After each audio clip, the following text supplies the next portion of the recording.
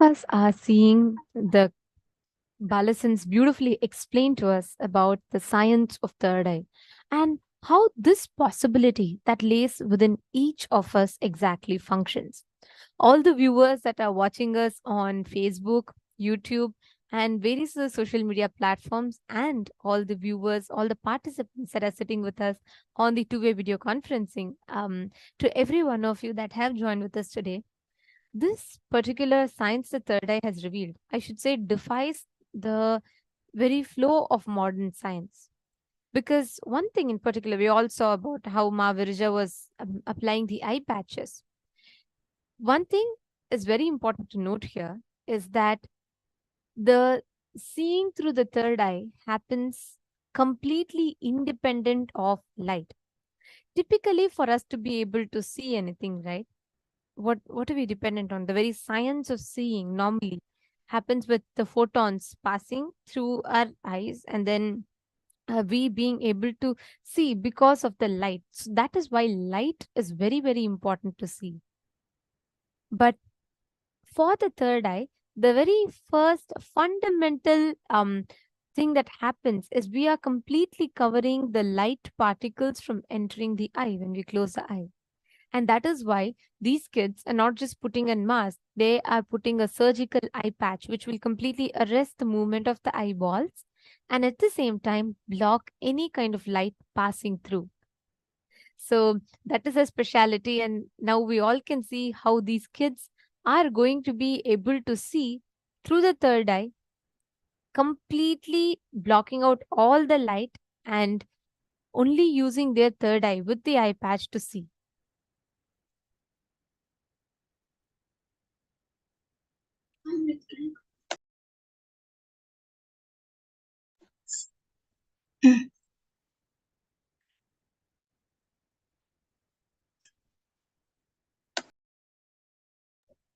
Yes, yes.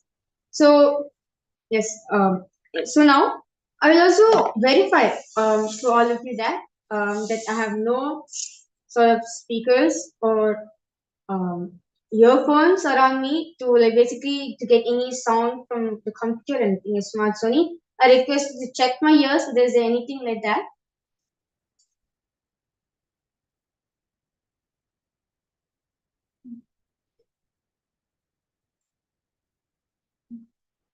Yes. So, Mark, Sony, can you confirm to the participants that there's nothing on my ears? Yes, I have checked both the ears of my villager and there's no speaker or microphone over there. Yes.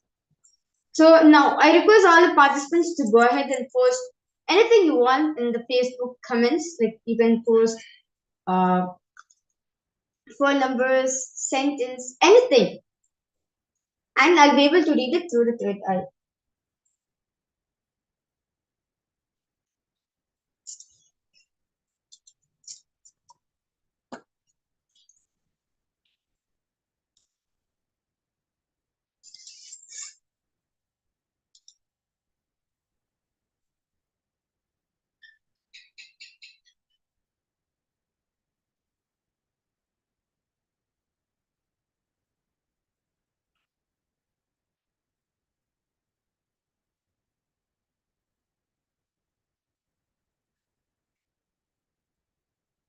Yes, I request the comment sections to be enlarged.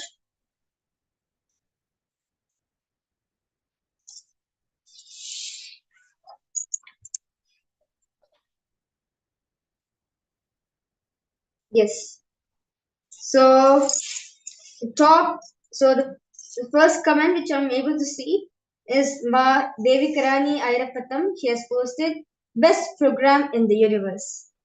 And Ma Hiranmayi Vangala is posted for a namaste emoji and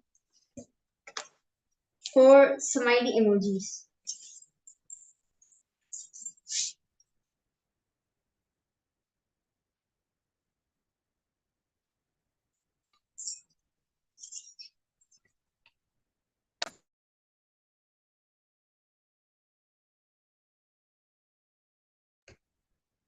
Yes, I request the participants to continue posting in the Facebook group, and I'll be reading it through my third eye.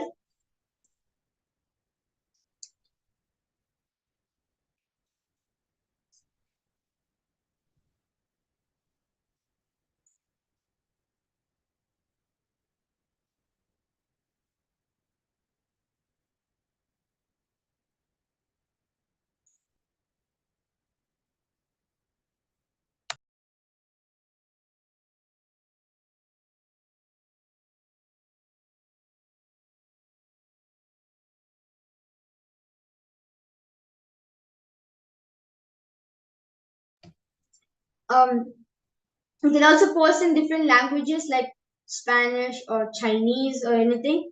And I have a note. I have a A4 sheets and a marker so that I can write down whatever you've posted in the chat.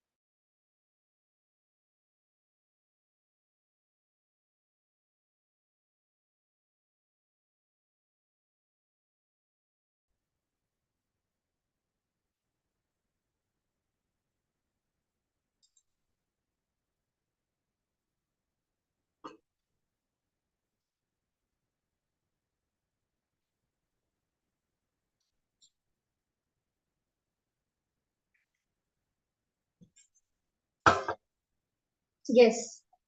Ma Shanti Bhas has posted deep gratitude Amayapane, Arunachala, Kailasa Nithyananda Paramashivam, and a lovely emoji and Namaste emoji. And N. Sriram has posted Om Namah Shivaya. And I request the comment section to be scrolled down. Yes. Ma Kirtana Manoharan posted an emoji where a girl with pink color hair is holding a heart. And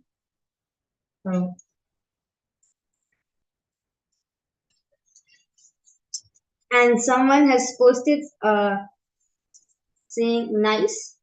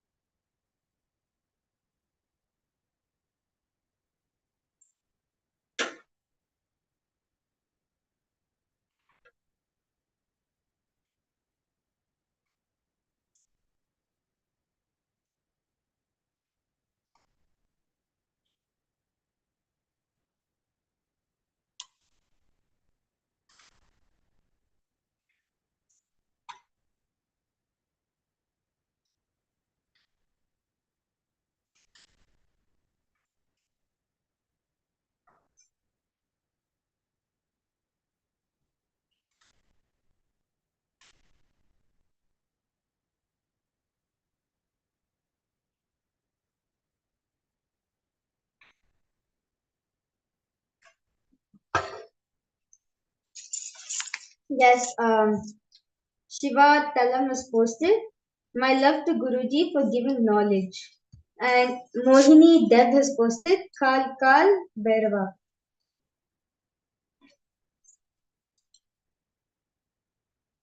And again, Ma Mohini has posted Kal Bhairava.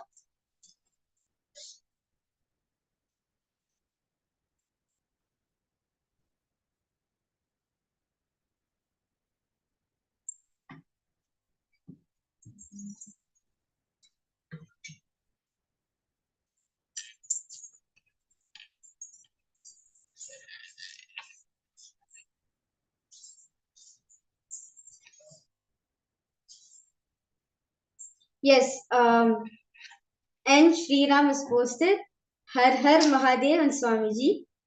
And yes.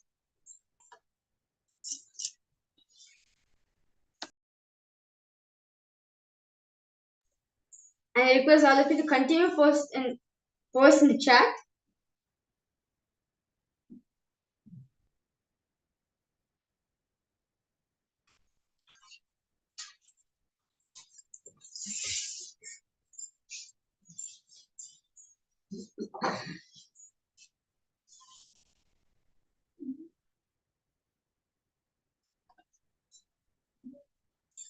Yes, so yes, Ma Mohini has written back saying correct.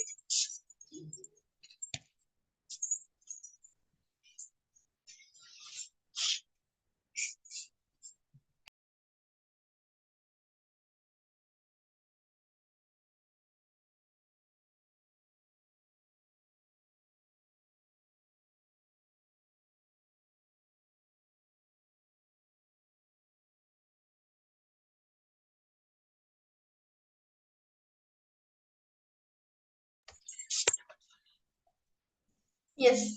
So meanwhile, as the participants are taking some time to post the comments, I would like to share to all of you my experience after Swamiji initiating me into this power of prayer.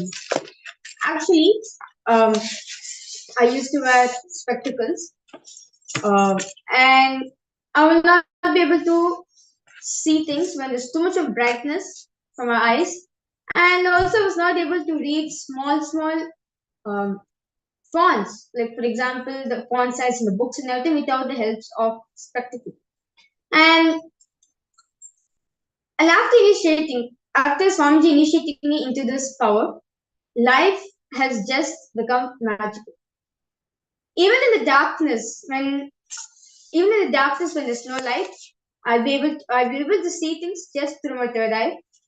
And like for example, if you ask me to walk in a dark room without like if you put the obstacle course for me in the dark room, just through third eye, I'll be able to pass it. And after Swamiji initiated me into this power, my eyes started healing, and now I'm able to see things properly with my two physical eyes, which I have. Yes. Yes. So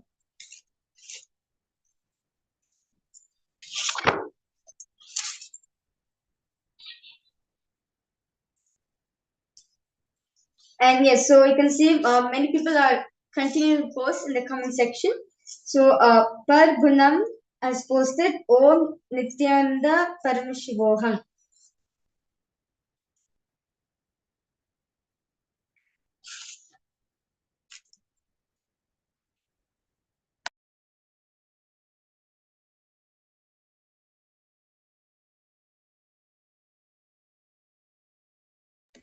Yes.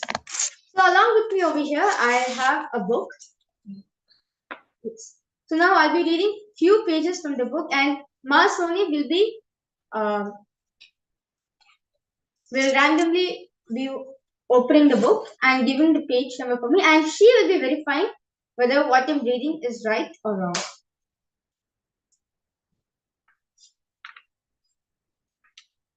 Yes. So which page do you want me to read, Ma Soni?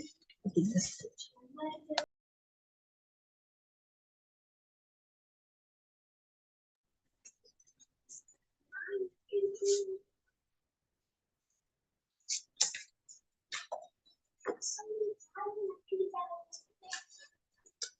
Okay. So the title of here is written Power to See One's Thought Currents and Emotion Currents. The ability to read someone's thought, seeing emotions as an aura is another power currents. It's another power currents happens when a person is able to connect with their being, their very core, as there is no being who's unknown to Sadashiva, who is the embodiment of the cosmos itself. When someone connects with the others through the third eye, their inner space becomes visible as well. The power can manifest as ability to read the thought currents that run a person's life, or as their as the ability to read their minds, the things on their mind, for example, any action they want to take, any objects they desire. Often it manifests as both together. Yes, so Masuni, I want you to verify whether what I read was it correct.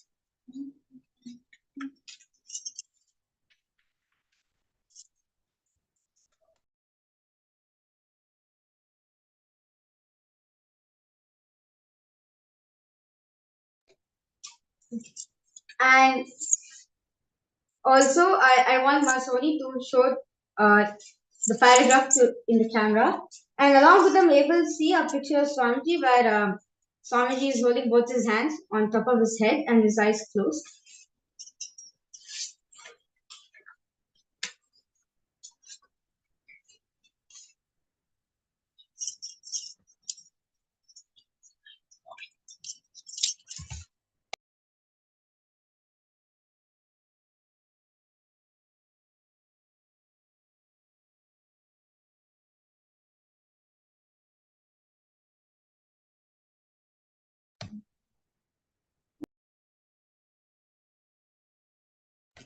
Yes. Thank you, Sonima.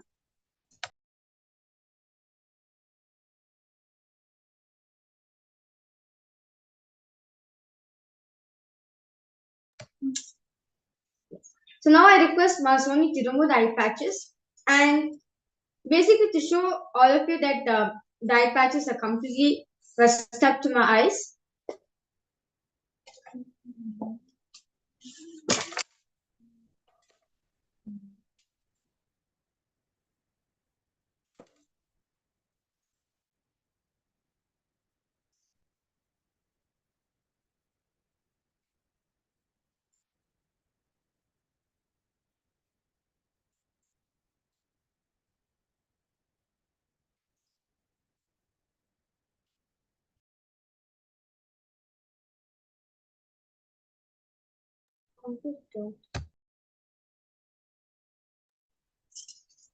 Yes. This whole demonstration was to show all of you that these possibilities are there, each and every one of us. This is not for it, it's not for me to show that only I have these powers or a few selected beings have these powers in this planet. No. It is to show all of you that each and every one of you has these powers within themselves. You just need an avatar, an incarnation to awaken these powers within yourself, these higher possibilities which is there within yourself. As Swamiji says very beautifully, a person who has a head has a third eye. So these powers are just sitting inside you, locked, which can unlock just by one initiation of an avatar. So with this, I like to thank everyone for witnessing this beautiful demonstration. And with this, I would like to conclude this segment of power manifestation. And let's get ready to move ahead to the next segment after a short break.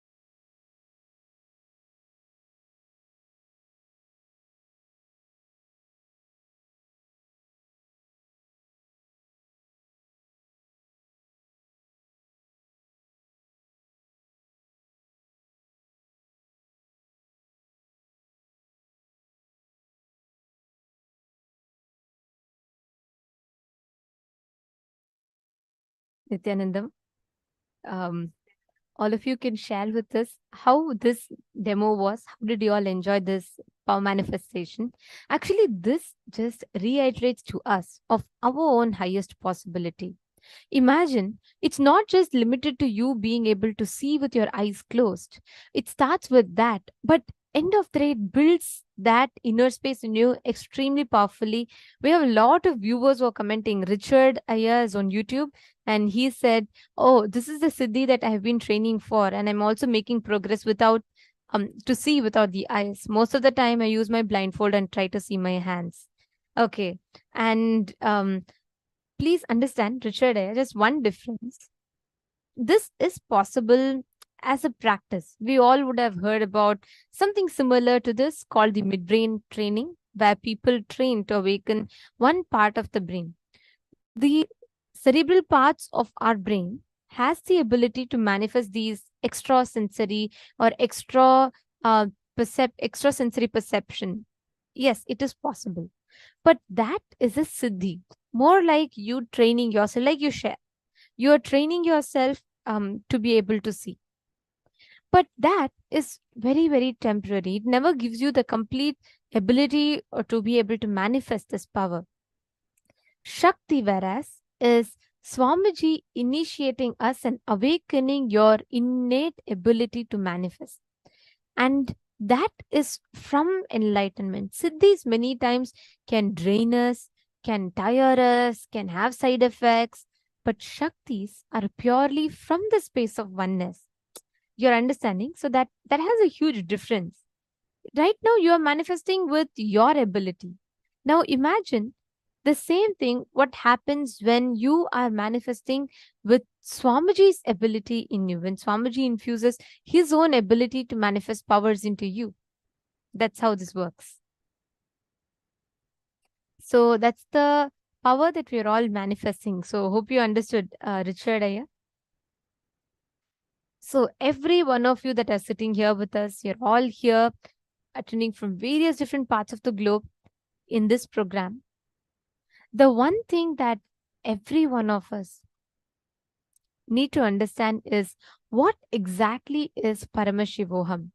What exactly can we expect? What can we look forward to in Paramashivoham? What is that experience that we are going to garner? Is going to be about that. We are going to be learning that in this very first session.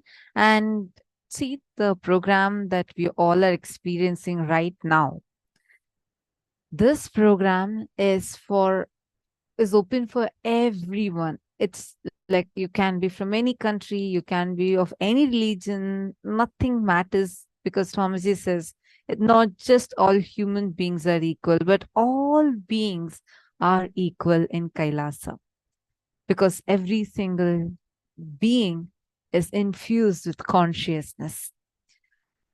Swamiji has opened this to all of us, and we are all going to be learning and experiencing some of the many, many, many profound truths, profound revelations. I have one request to all the viewers that are watching us. Please make sure you're able to be tuned into the sessions as much as possible. As much as possible, please do not miss out on any part of the sessions, because the intensity with which you are sitting, the intensity with which you are practicing, the intensity with which you're listening, all of these directly influence and impact the experience you would be having. Today, especially when we are going to be experiencing some of the most powerful initiations, like today we are going to learn the science of manifesting the reality that you want to manifest. Whatever you want, anything that you want in your life, you would get the key, the master key to manifest that. And that is what all of us are going to be actually entering into right now. I just wanted to request every single one of you here, please make sure you're tuned in throughout the day. And whatever questions you are having, feel free to ask. You can comment on the Facebook Live, YouTube Live, especially all the viewers that are watching us through the Facebook Live of Kailasa's SPH Nithyananda Paramashivam Facebook page or Kailasa's SPH Nithyananda Paramashivam YouTube channel. All of you can post it in the comments section, and we will be taking your comments live. We'll be reading out your comments and answering your questions if you would have any. And same way, all the participants that are sitting with us on the two-way video conferencing, actually, you all have an added bonus because today during the darshan, you're also going to be able to experience the darshan where you're also being seen by the avatar. It's called as Nayana Deeksha. More on this topic in the later part of the day. And now let's enter into our very first segment, the session where we are going to be learning about what exactly is this Paramashivoham program. And the Paramashivam program, what are we going to actually be learning in this? Let's listen to the revelation now from Swamiji. Listen. Simple, straight introduction. I am Paramashiva. Paramashiva himself is manifesting as Paramavatara in this body. He will do it. He will do the Paramadvaita, ultimate superconscious mutation for all of you,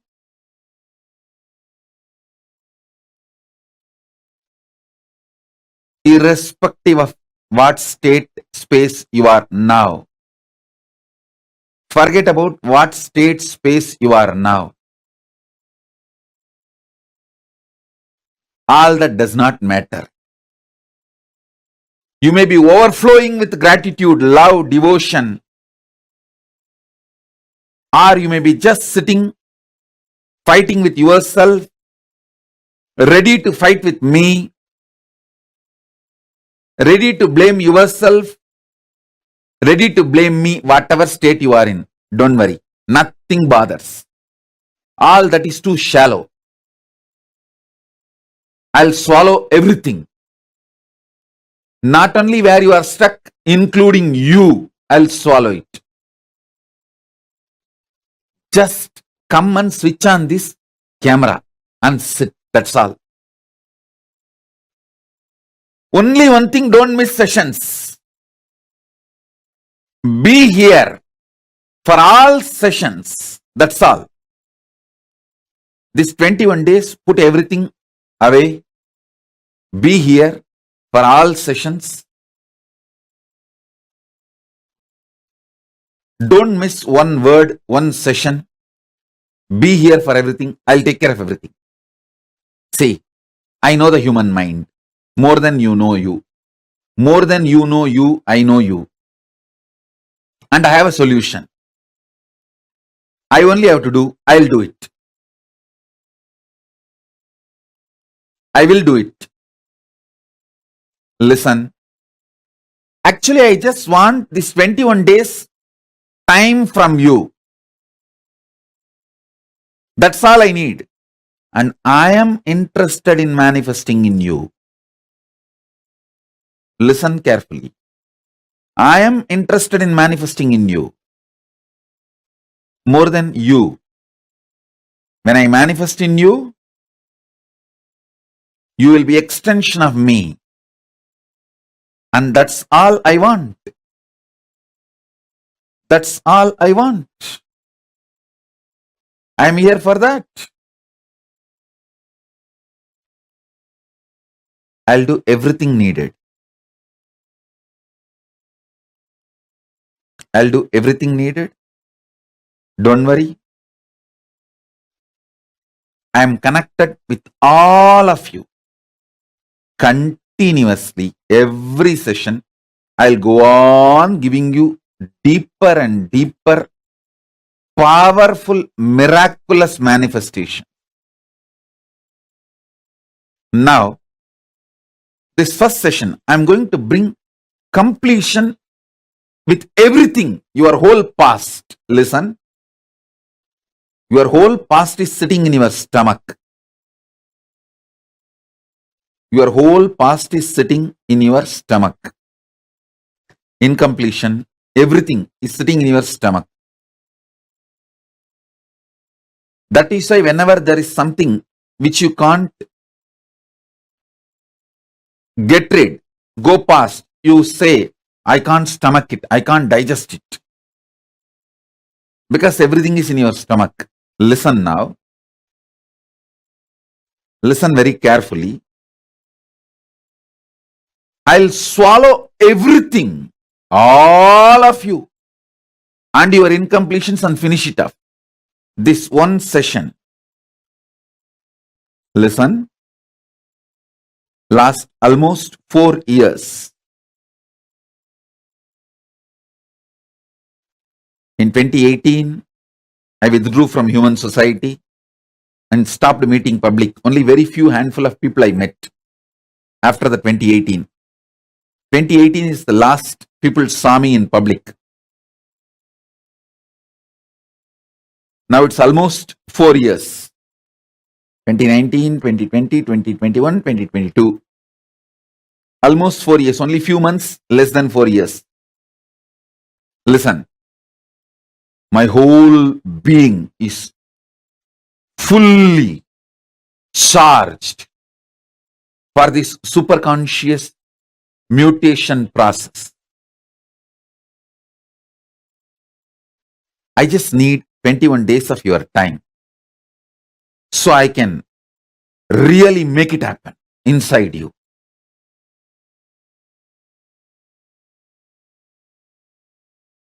Paramashiva's superconscious mutation manifestations. When he superconsciously mutated, his manifestations, 64 manifestations documented in Veda Agamas,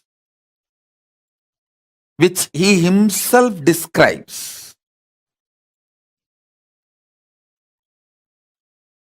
Manifesting all of them in you is the complete manifestation of Paramadvaita. Listen. Paramashiva's own superconscious mutation manifestations, 64 manifestations he himself describes in Vedagamas. Lingamurti, Lingodbhavamurti, Sadashivamurti, Mahasadashivamurti, Umamaheshwaramurti, Sukasanamurti, Umeshamurti, Somasgandamurti, Vrishabhantikamurti, Natarajamurti, Dakshinamurti, Mahakalabhairavamurti. His own 64 superconscious mutation manifestations, initiating all of you into this, making all of you manifest this 64 is the message from Paramashiva directly from Mahakailasa. Listen, all these are 64 forms of Paramashiva. Ardhanarishwara. Listen carefully. First time ever I am initiating people into this. First time ever I am initiating people into the superconscious mutation manifestations of Paramashiva, all the 64. See, separately I initiated people in Dakshinamurti manifestation.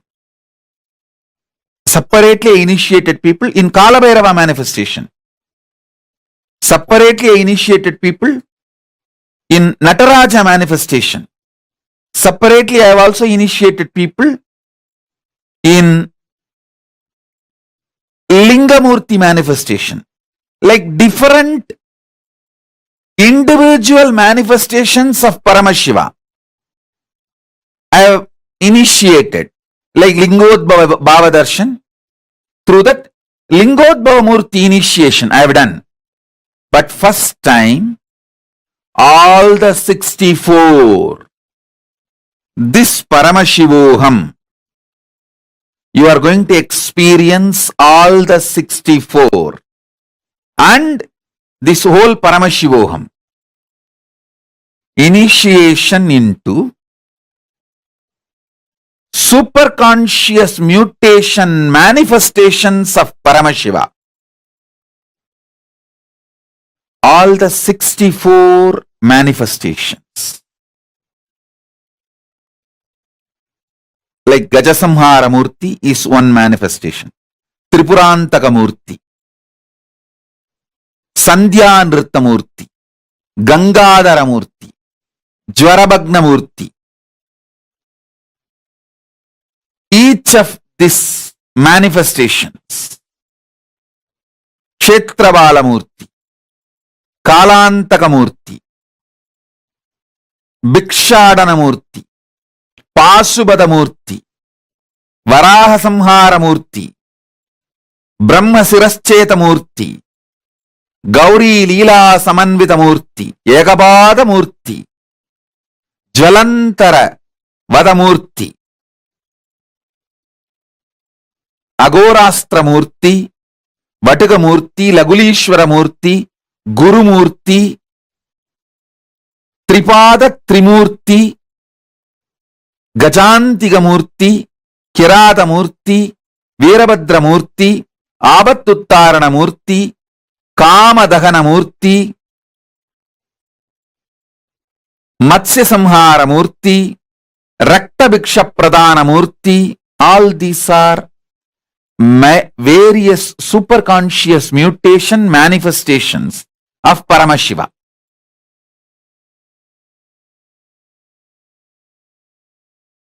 Paramashiva, direct message from Kailasa is this whole Paramashivoham program. This Paramashivoham program is the direct message from Paramashiva, from Kailasa. Listen. Listen to the simple truths I am sharing with you as the introduction. First and foremost, you all have consciousness. Everyone who is able to hear what I am saying, who is able to see me in the screen,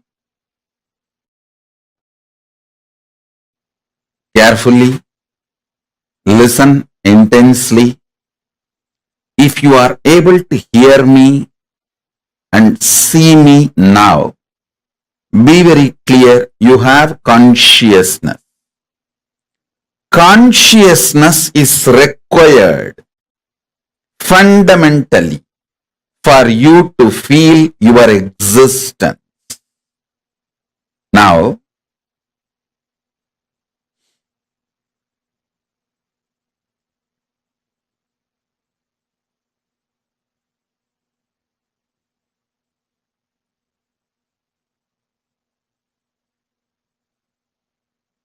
through various programs in the past, I helped all of you to manifest various possibilities and powers of your consciousness. Listen. Now listen carefully. Let me repeat. You all have consciousness, and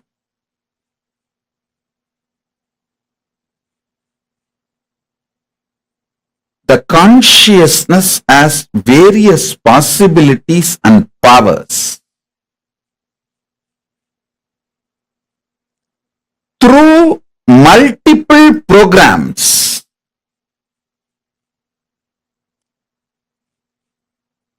last 28-29 years from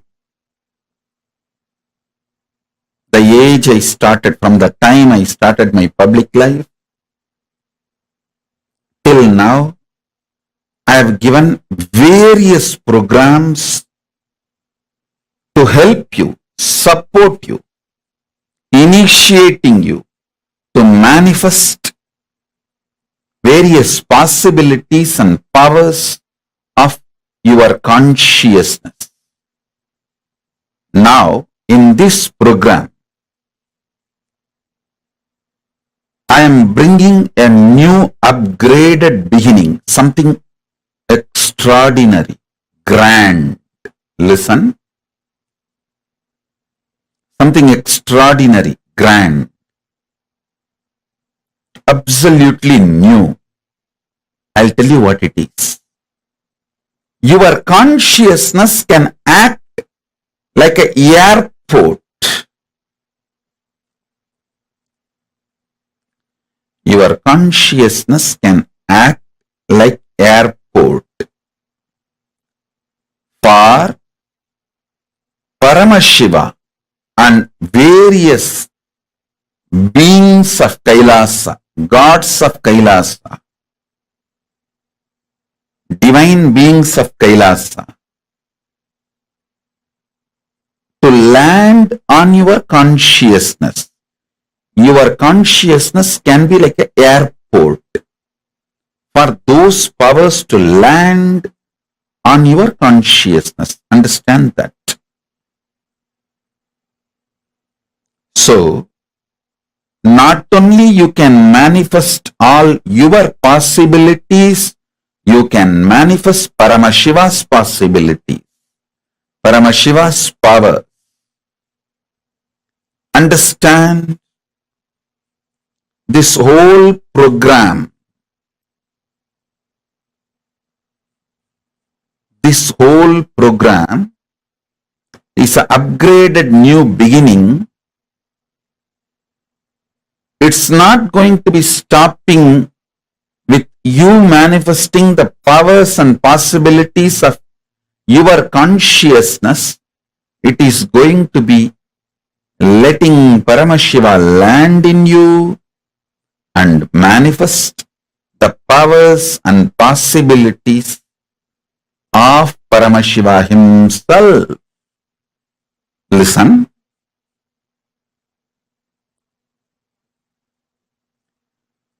Those multiple patterns dying in one body is the productivity of your life. Multiple times your mind dying in your body is the productivity of your life. I tell you, productivity of your life is not the crores you made or the relationships you made or power you gained.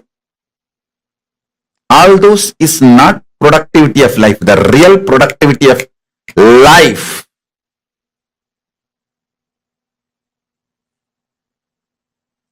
is multiple time your mind dying in one body, in your body.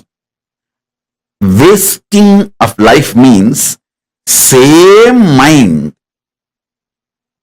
you carry and multiple times your body dies, means multiple times you take birth again and again, but with the same mental setup, same mental structure.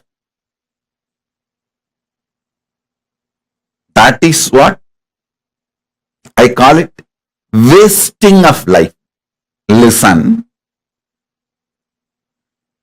if you think the money you made is the productivity of your life, when your bank goes bankrupt, you will understand your whole life is gone.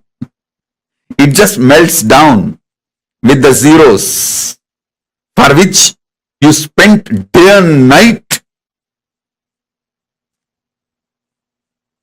holding the hopes in your consciousness. Listen. If you think the buildings you built, the organization you developed is the productivity of your life, no, that is productivity of your country, who inserted greed in you, his productivity, not yours. Listen carefully. If you think the buildings you built or the organization you created is your productivity, be informed, it is the guy who inserted the greed in you. It's productivity of him. When you die, the country is going to have that building.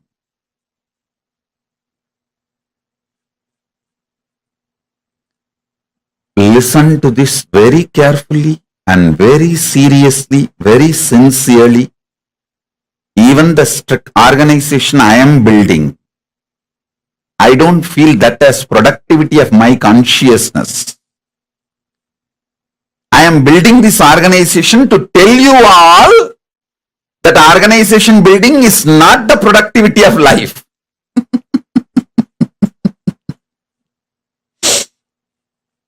To give you the truth, I am building this. Truth is this. Productivity of life is the number of times your mind died in the same body. If you can kill multiple times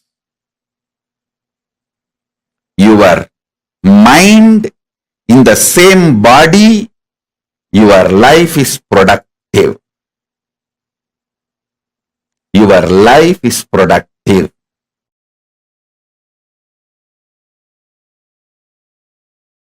Unfortunately, you do not want to respect your problems as simple dust, because 90% of what you consider as your being on huge wars of life, too big, whatever you have been taught as too big, as core of your being, is mere dust. If you accept your problems, powerlessness is mere dust. You need to literally drop your being, and you don't know which one to hang on, hold on. That is why you kept your old being alive and suffered a lot. Now I am telling you, I am Paramashiva, fully available to all of you. Absolutely available to all of you. Me, Paramashiva, here, fully available to all of you. Decide to drop your powerlessness, fear, greed, non-integrity, a low way of existing. Drop all of it. I am available now here. Understand? When you hold me, allow me to manifest through you all your lower level, all your powerlessness, fear, greed, non-integrity, everything will become irrelevant.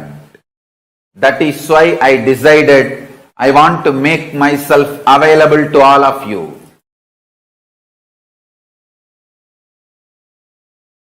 That is why I broke all the social structures,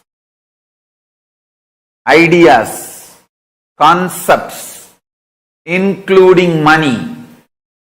I made everything irrelevant and making myself available to all of you wherever you are in your very bedroom. I am sitting with each one of you now personally in your room.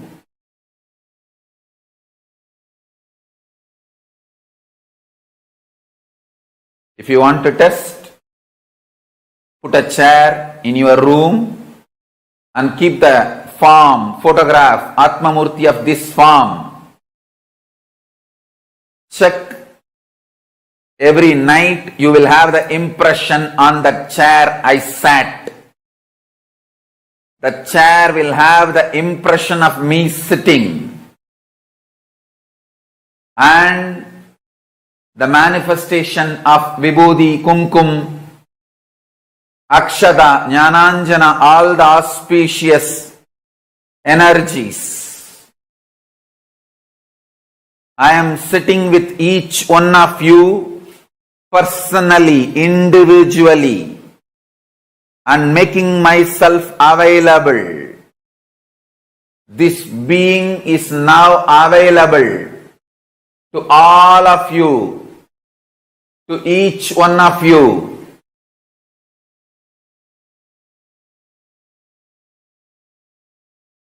I am making myself available to each one of you.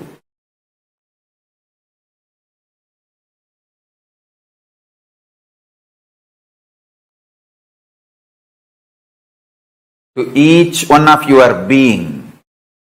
Now the relationship is absolutely between you and me. It is absolutely you and me. Allow me to fill you. Allow my being inside you.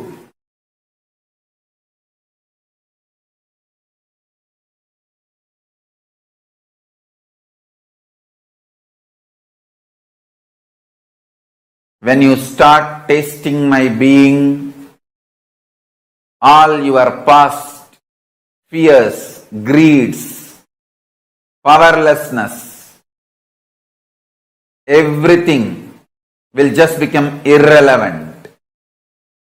You will be showered with the boons you aspired for and you can never even imagine.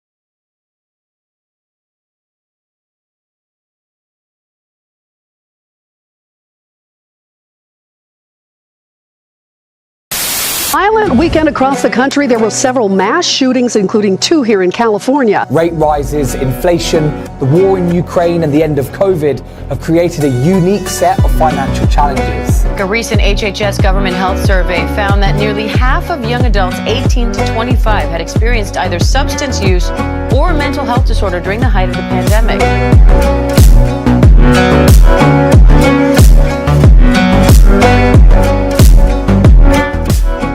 And visualize yourself as Sage Vashishta.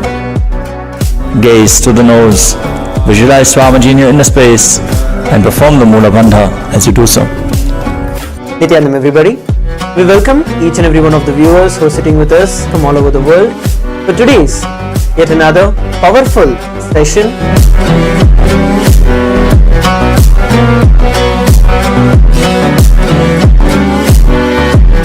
Followed by the very special darshan of the Supreme Pontiff of Hinduism.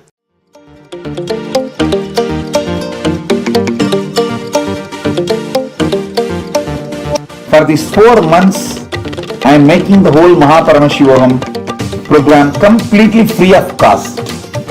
The program, which will cost $21,000, will be free for everyone till 24th October 2023.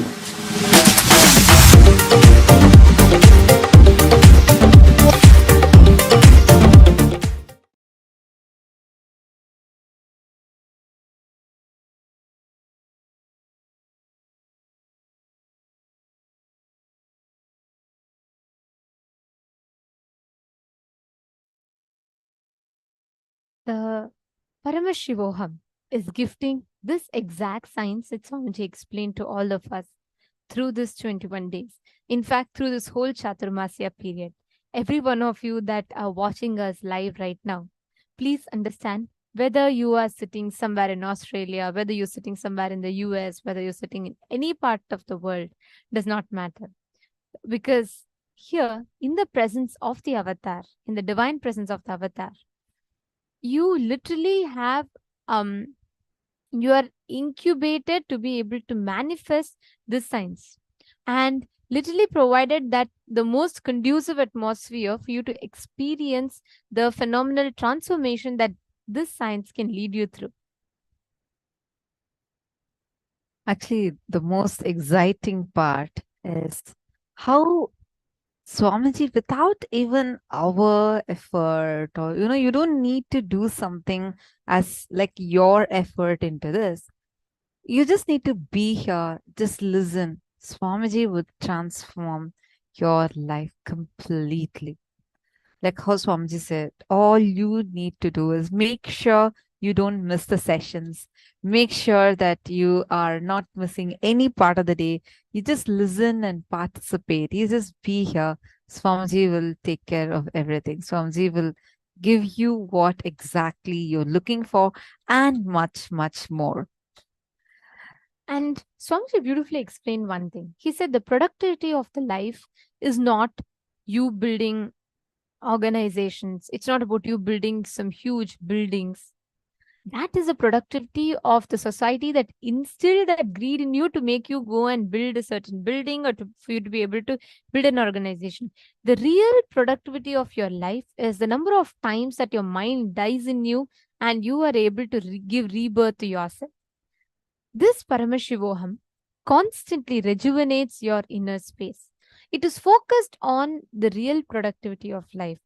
It's not about you, how many times you are building, like how many buildings you're building in your life. No, it's not about how much money you're making in your life. It's not about how many relationships you have in life, successful relationships you have in life. It's not even about how much of contribution you're doing to others in life. No, the first key thing here is how many times can you rediscover yourself? And have you harnessed your complete potential to be able to rediscover your inner space? What exactly is happening in your inner space? What exactly goes on in your inner space? You being able to rediscover yourself completely. That is the real productivity of life.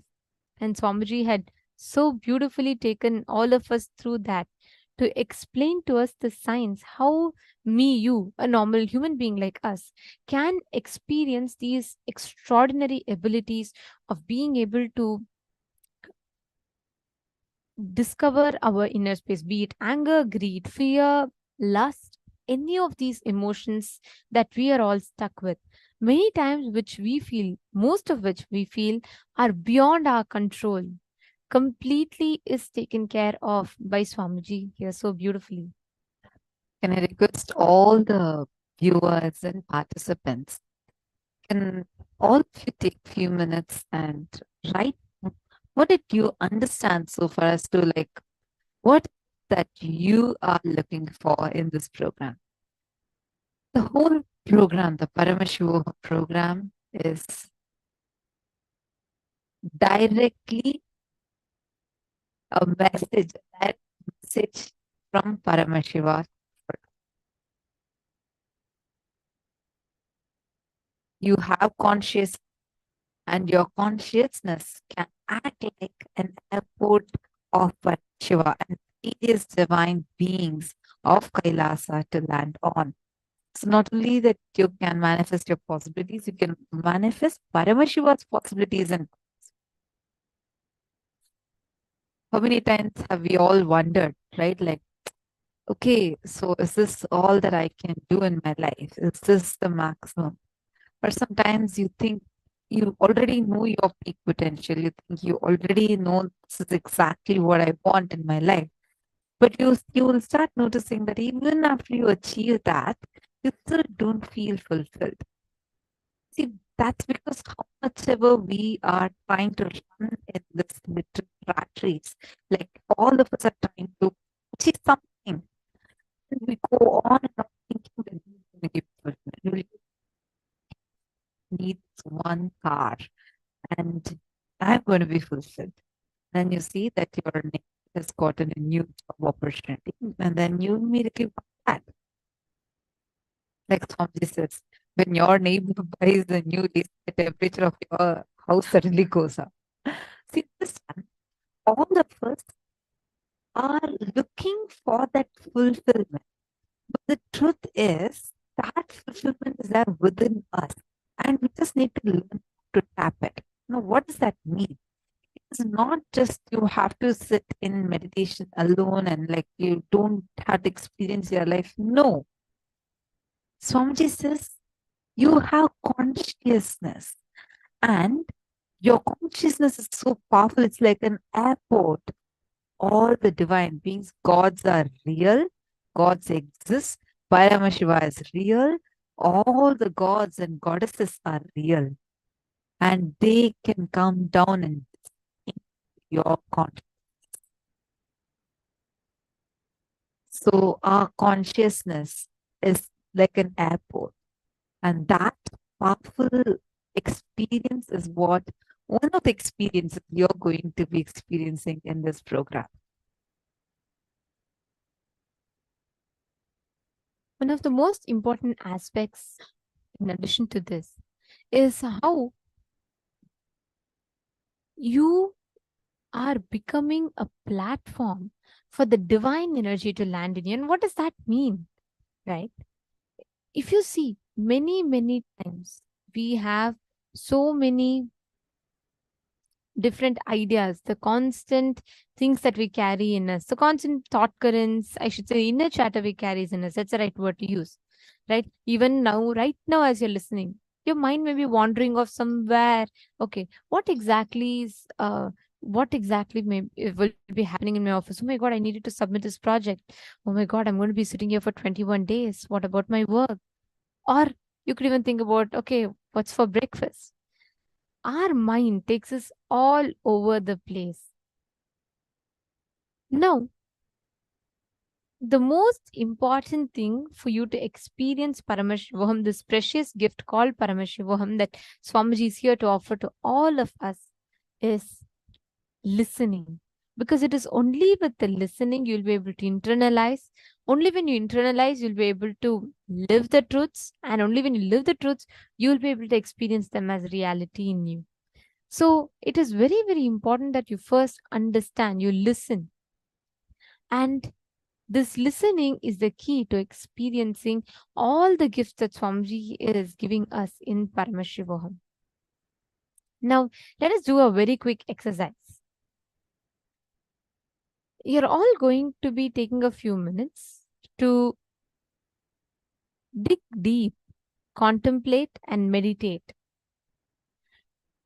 in writing the answers to these questions, the most basic questions of life. Okay? What is the purpose of your life?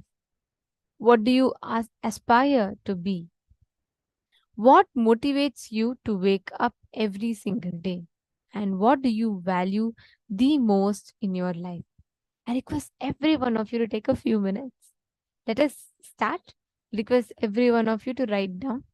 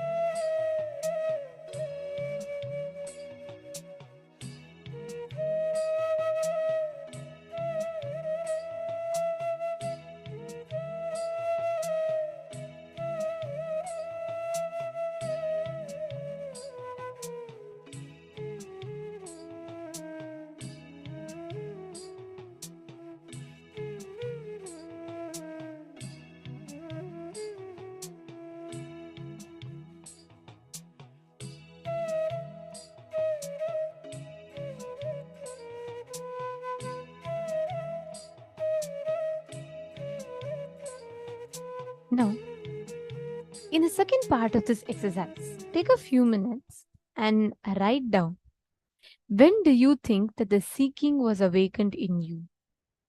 Have you had any spiritual experiences before? And how did you come to know about the program? And how did you come to know about Swamiji? And what made you feel like you want to attend this program? I request every one of you to take a few minutes and share this with us.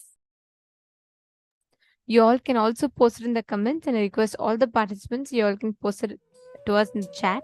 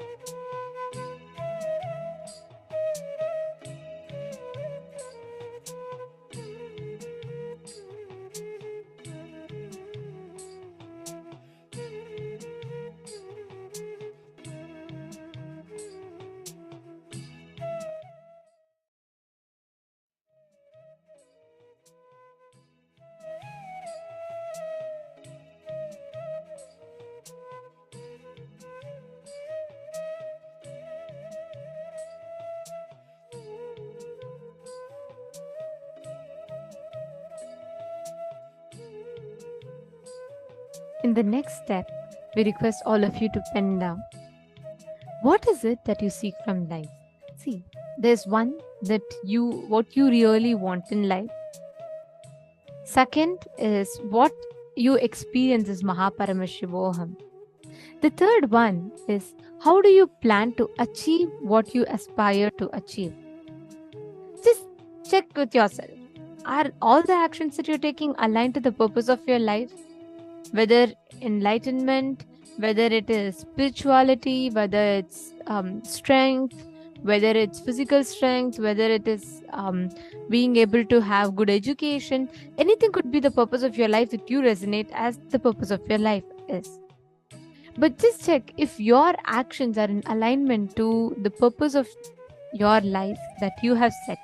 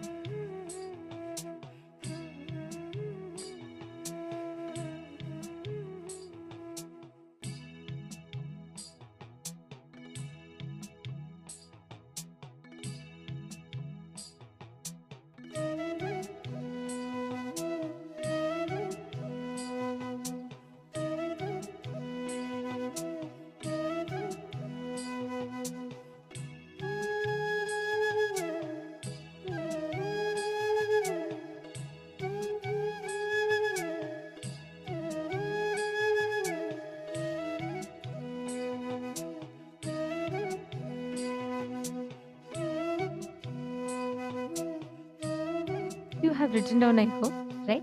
Now, with what each of you have written down, it is very important that we understand how do we get here? How do you experience that? You could have had enlightenment as the purpose of your life. You can have blissful relationships as the purpose of your life, or just having good money as a purpose of your life, whatever you might have written down as a purpose of your life.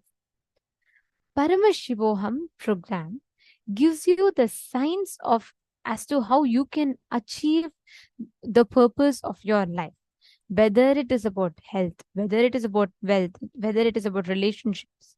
Each of these different aspects of life, how can you achieve it? What are the steps that you can take to achieve these? Addressing all of this is Paramashivoham Level 3. Now, there are some tips that we have for you to experience the best of Paramashivam. The next 21 days is going to be a phenomenal journey in itself for every one of you. So how can you experience this? What do you need to do to experience this? The first and the foremost step for this is be involved for this next 21 days. Completely involve yourself, be present in every session and be involved as much as possible, involved into these sacred revelations that Swamiji is revealing, and ask your questions. Feel free to ask any questions that you have. Ask your doubts, understand what Swamiji is revealing deeply. Do the exercises intensely. You will actually see how just by you sincerely attending the program, you don't have to do something else apart from this. No other sadhanas needed. Just attending this program, you will see what phenomenal transformation will start happening in your being. In Hinduism, there are 4 steps of learning anything. Okay. So one is Shravana. Shravana is where you listen to something. Like, for example, you're learning the science of completion. You're listening to it and you're learning it. That is Shravana. The first 25%. The next 25% is Manana. Means you internalize what you listen to. You internalize the thoughts, you internalize the experiences. And the next 25% is you discussing, you analyzing, understanding the subject and enriching about that. asking questions, questioning your answers, answering your questions, both.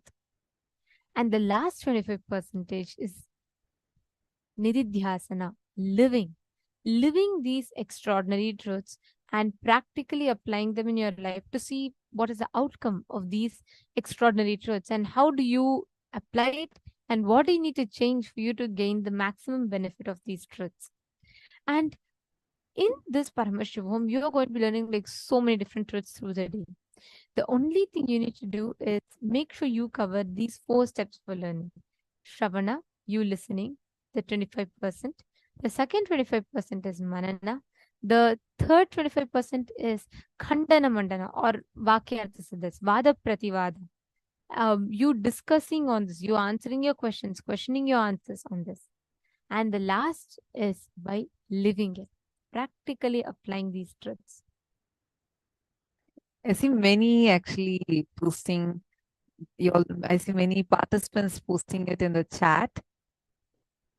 Ma Anita is saying, I came to know about this program through Swamiji's disciple. I've been listening to Swamiji's video and talk for the last 2 years, looking for the inner awakening, following spiritual practice for the last 10 years. That's wonderful, Ma Anita. Welcome. Lovely to have you here. And you can also share with us which part, which country are you from? And definitely, I'm very sure you would just be here in the program as much as possible involved. Like you can ask your questions and if even the understandings you have, you can share with understandings. You will see the transformation that starts happening in your being, the alchemy that starts happening in your very being. So lovely to have you here. And many of you have posted, Bhavna Paramar had posted that she just wants oneness with Swamiji and moksha and has known Swamiji since 8 years. Through my sister, I found Swamiji and completed all my karmas. Wonderful, Ma Bhavna. Thank you so much for sharing that. And you would actually see, I have been seeing you in a previous program also you had attended very sincerely. Just continue the same sincerity.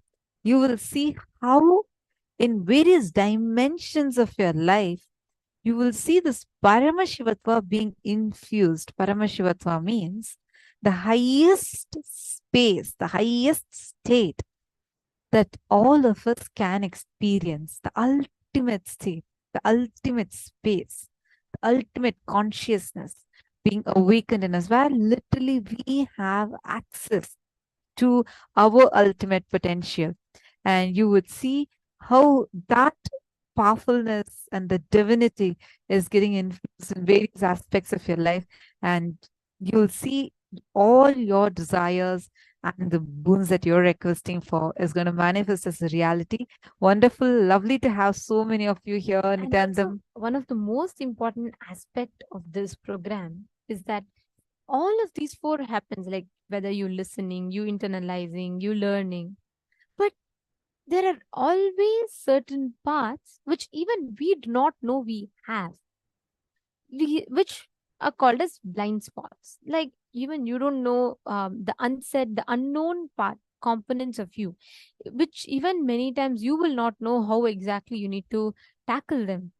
And with an avatar, an incarnation, who's that highest manifestation of the superconsciousness, he simply transmits that as an experience to us, and he removes even the unknown components sitting inside of us. Now, the next step that you all need to know to experience the best of Mahaparamashivoham is continuously interact. Be there with us through the day. You may have any number of questions. You don't even need to feel like bad. You don't even need to feel like shy. You don't even need to feel, oh, can I ask this? Is it okay to be asked? And are all these allowed? Can I ask such questions? Yes, you can ask any amount of questions that you want, any doubts that you have.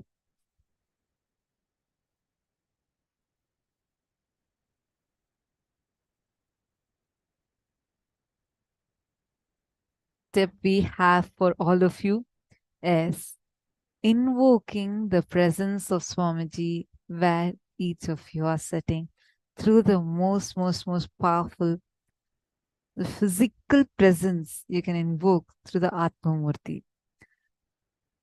If you had signed up for the program, you would have received this as a email for all of you. And whoever wants to receive this gift for you, please go ahead and sign up. You will receive this as an email. The Atma Murti is literally divine in the mold that you want.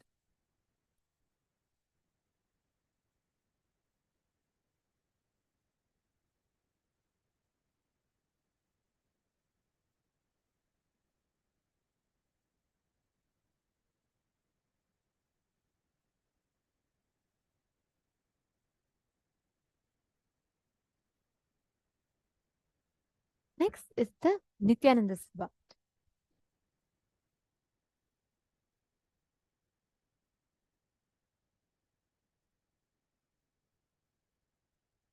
The Sabha is a space where you're going to be receiving Swamiji. See, where you are sitting in the program, understand, like I said, with an avatar, it is even the unknown components of you, which even you do not know for yourself, gets fulfilled, gets attended to, gets healed. And an avatar is continuously working to that. And here, through the Atma Murti, you will be gaining this exact experience. Swamiji, in his, I should say, a pocket, like how we all carry the pocket dictionary, like that. This is the form of Swamiji which each of you can carry with yourselves, you all can relate to, and you all can experience that oneness with.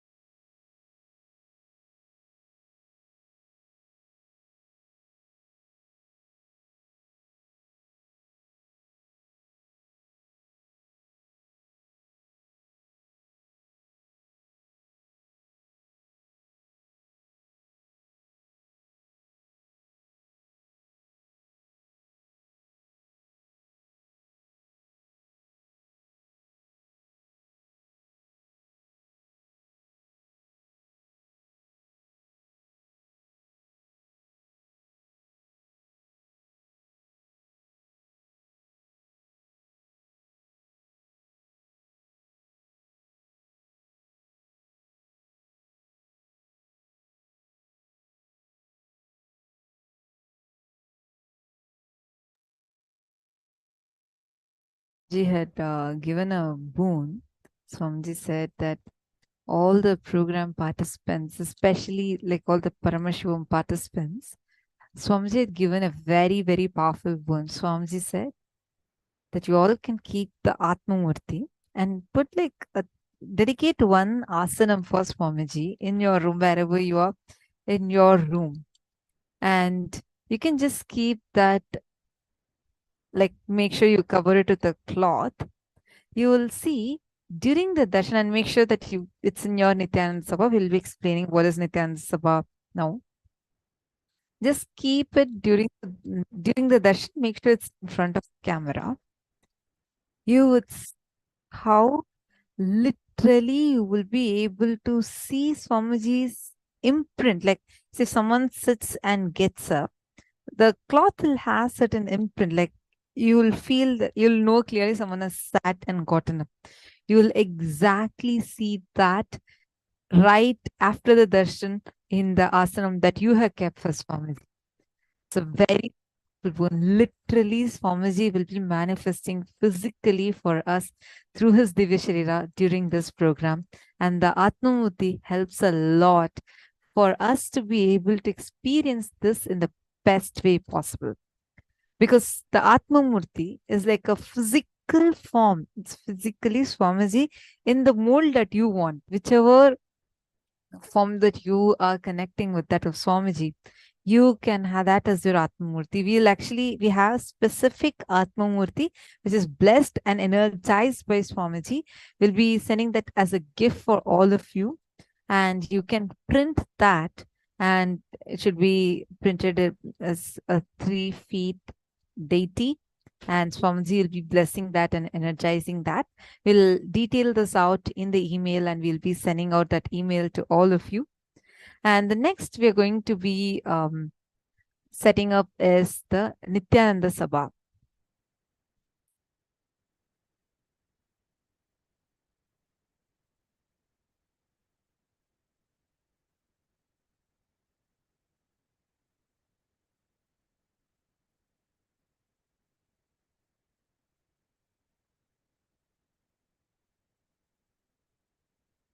Nithyananda Sabha is the name of the hall where Swamiji conducts the program for all of Swamiji's disciples and devotees. It's a place and a space where the energy and presence of the Supreme Pontiff of Hinduism is felt very strongly and powerfully. So all the program participants, all of you that are attending with us right now, the best and the greatest news is Swamiji has blessed each and every one of us to be able to set up our own Nithyananda Sabha in our very room.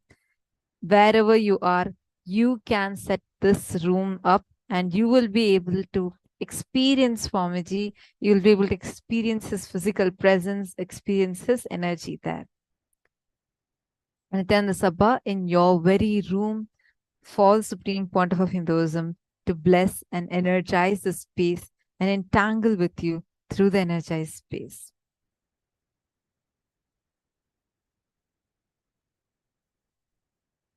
The sacred Guru Gita guides. Guru Devo Gurur Dharmo Guru Nishta Param Tapaha Guru Parataram Nasti Trivaram Katayanite. Guru is God, Guru is Dharma. The greatest penance, tapas, is Nishta.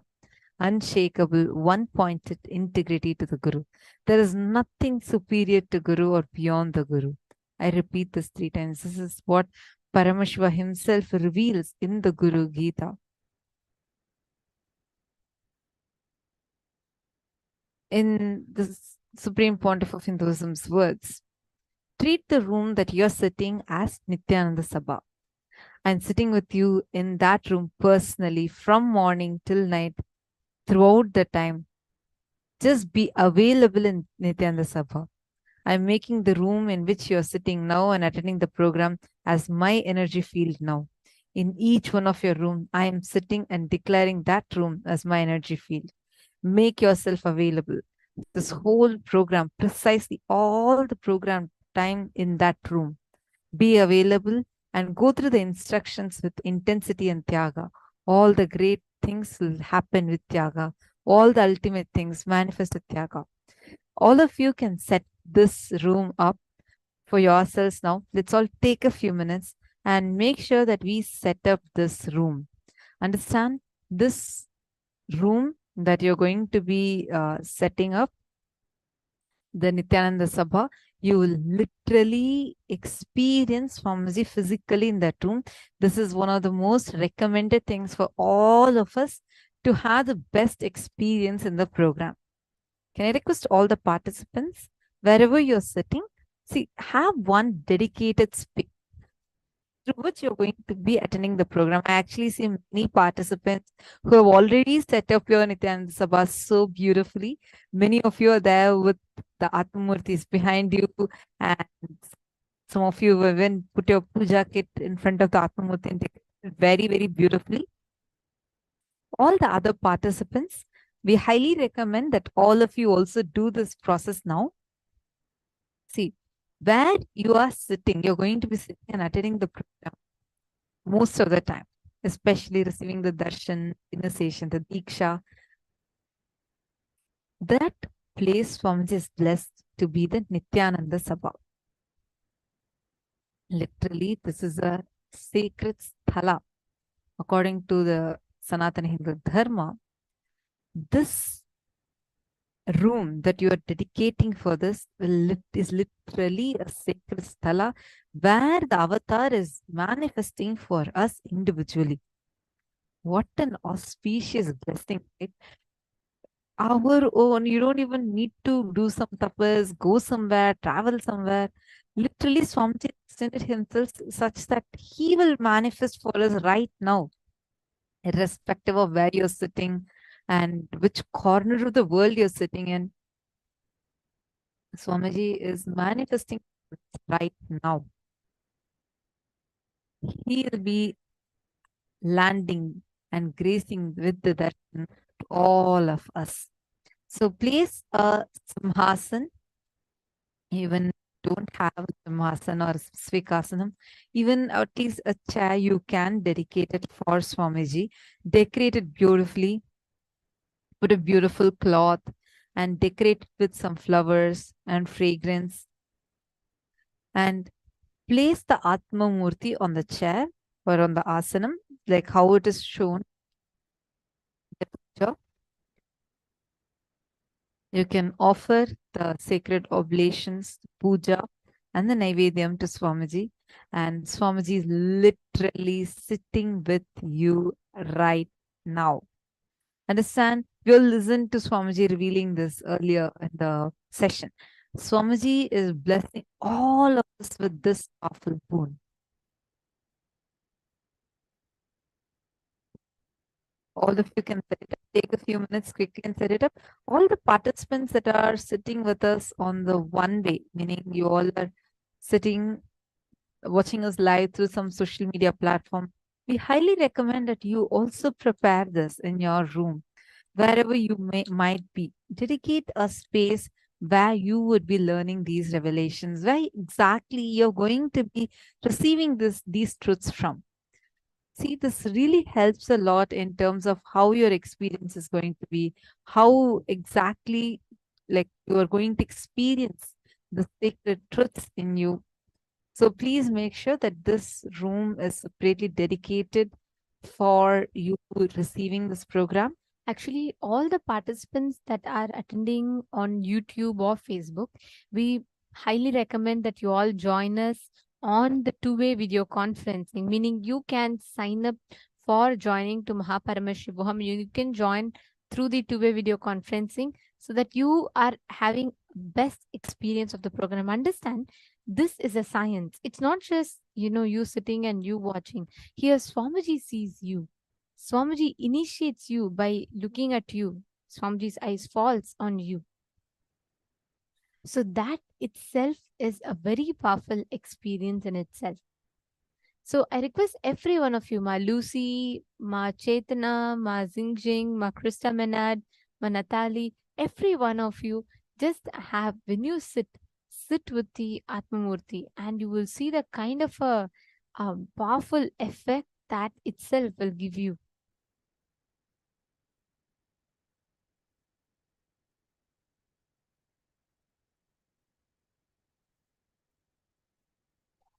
See that we're just projecting to all of you.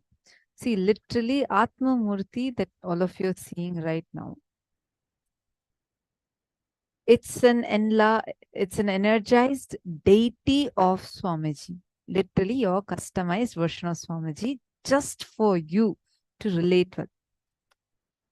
Literally Swamiji is sitting with you for you to connect with your own Swamiji, your Swamiji.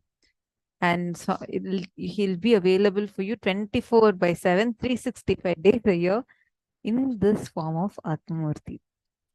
You can offer your prayers, and you all need to know you can even talk to Swamiji. Swamiji literally respond to you through the Atmamurti. So many participants have had this as a powerful experience. How many of you here, all the program participants that are here with us, can all of you post how many of you here have an Atmamurti and you talk to your Atmamurti? Literally, you will experience Swamiji is listening to you. And you know very clearly he's listening to you. Many times he'll even respond to you. How many of you have had this as an experience? Can you all put it in the chat? The wide smile on your face and nodding your head, yes.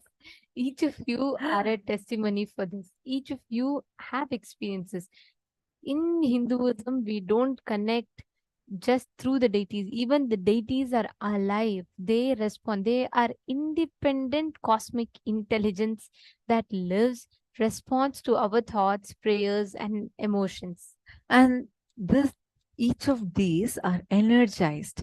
So the moment you set up your Atma Murti, and today make sure you're getting it for the darshan and keeping the Atma Murti behind you, so that Swamiji can bless and initiate all of your Atma Murtis also, energize your Atma Murtis also, and you will literally see Swamiji will be there with you, responding to you, and many times materializations will happen. You'll actually see suddenly out of nowhere, you won't have a speck of kumkum anywhere in your house. Suddenly you will see from Swamiji's Atmamurti so much kumkum just materializing. So many people have materialized diamonds, pearls, and kumkum, chandan, whatnot. See, understand the power, like you will actually experience Swamiji sitting there with you. And you can talk even casual things. You can express your love, gratitude. Swamiji says, even what your anger, you want to fight anything. You can express your frustration. You can do anything you want.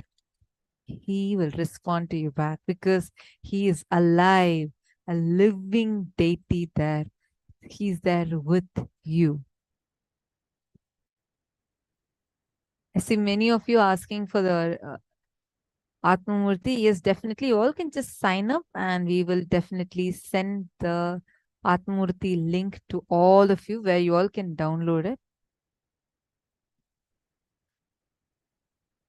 Now, the next tip for you to experience the best is just relax. Relax from your identity. There's such a great opportunity for us to sit, to experience Upanishads from the very source of the Vedic tradition, from the very root. So all you need to do is only one thing, relaxing from your identity. There is no judge, no ranking, no grading, no competition. It's first time, entire time you're going to give to you, your growth. So just relax.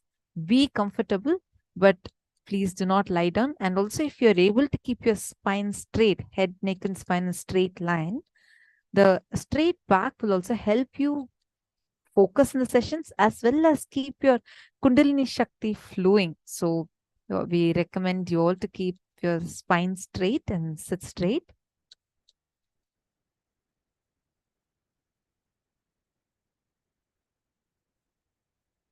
Also,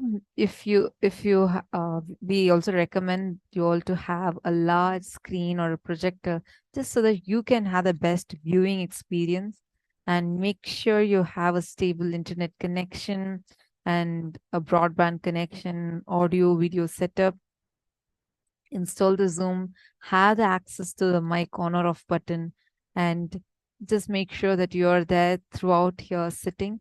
And please do not take any photography or screenshots or videography.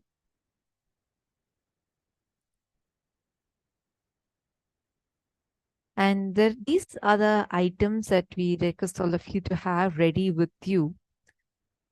First is always have a notebook, notepad, and pens, pencils with you. This will be needed for you for throughout the day sessions, like whereby we are going to keep telling you, giving you the exercises that you need to be doing, and we'll be guiding you. So you would be required to have a notebook and a pen with you. Have a opaque cloth, preferably a black cloth, to blindfold yourself. This will be required for some power manifestation sessions as well as some meditation sessions. Or you can even use a blindfold. And a coconut or a round fruit like orange. If a coconut is not available, please have this also ready. This is also for power manifestation. Then have some basma and kumkum if available. If you all have already received an Atmalinga, please keep the Atmalinga with you and make sure you all, and if you have a mirror, definitely bring a small mirror also with you. This will be required for certain processes that we would be doing. And make sure you are always hydrated. See, we understand how It's a 16-hour program. Many of you are coming from various different time zones from across the globe. Literally, we have all time zones people sitting here with us. And highly recommend that all of you are hydrating yourselves. It's an online program. Throughout the day, you need to be sitting up. So hydrating yourself is also very, very important. We request all of you, just make sure you're having enough water and get some herbal juices, any juices with you to keep yourself nourished. And you can also have hot chocolate. But Swamiji also says to avoid coffee as much as possible, because coffee directly impacts your consciousness. You're not restricted to have coffee. You can have, but it's highly recommended not to, because it directly impacts your very consciousness. And another thing that you can do is always keep these detox materials required available, like ginger. And we will be having this list emailed out to all of you as well.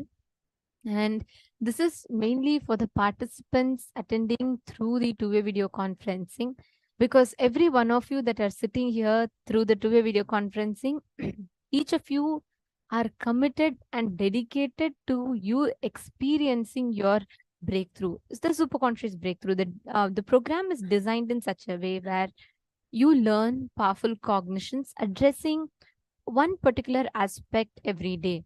So it can be of, like, let's say, relationships, health, or wealth, or on a particular day, it's all about going beyond your pain and suffering. Each day is oriented towards addressing one aspect of your life. And as you complete those patterns and you learn the powerful cognitions, you will be manifesting powers. So this is the structure of the program mainly. And every day we will be having darshans of different forms of Paramashiva. Each of the different forms of Paramashiva we will be having the darshan of. And Swamiji, the Supreme Pontiff of Hinduism, is going to be embodying himself as different manifestations of Paramashiva, like Guru Murti, like Gajamukha Nugraha Murti, all of these. And you will be learning in detail about the significance of each of these forms, what they stand for, what they represent, and how you can connect with them. But primarily in this program, please sit and ensure that you are making yourself available for this breakthrough. As much as possible, try having the alchemy products around you. If you have Kristashila, if you are a person who's regularly attending our programs, if you have the Aushadas, if you have the Kristashila, Mandala, Yantras, all of them, please go ahead and make sure that you set them up and keep them always around you for the power manifestations, that you're ready anytime that you're in need of.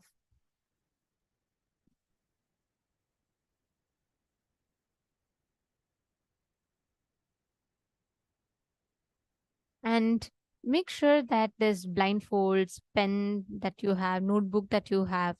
And also for power manifestation, please always have different items that are required. Like, for example, you can have coconut, a blindfold, a paper, and then having weighing scale, weighing machine, measuring tape, or having the silicone gadgets.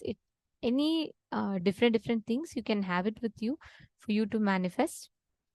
And if you have bhasma or kumkum, please keep that with you.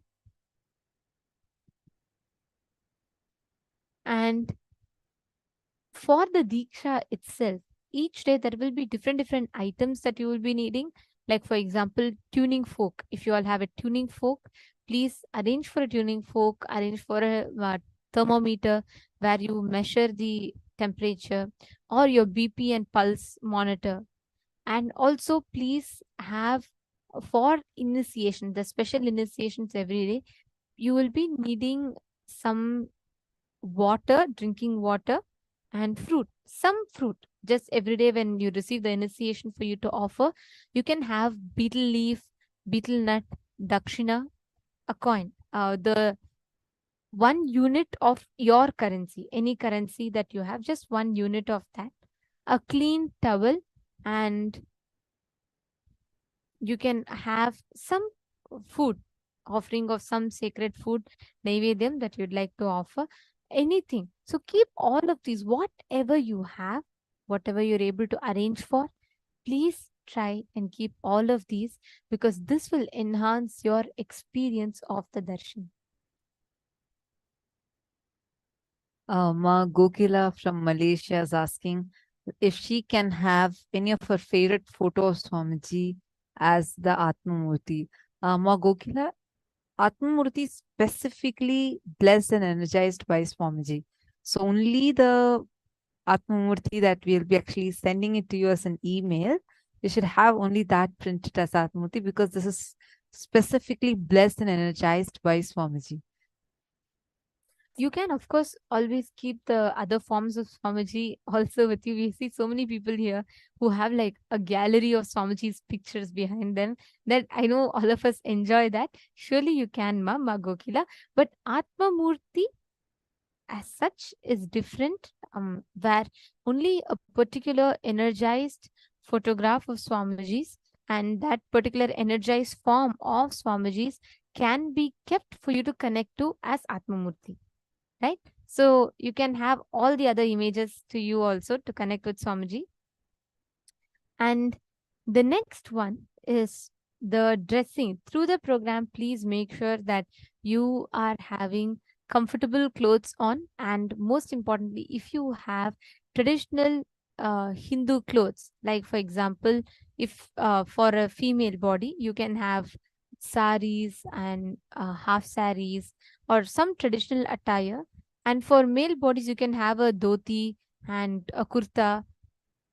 Literally every day is a celebration. So as per Hindu traditions, you are going to be looking your best. Traditional Hindu clothing, saris or even chudidar for women, kurtas or dhoti for men, and vibhuti and kumkum on your forehead, jewelry if you wish.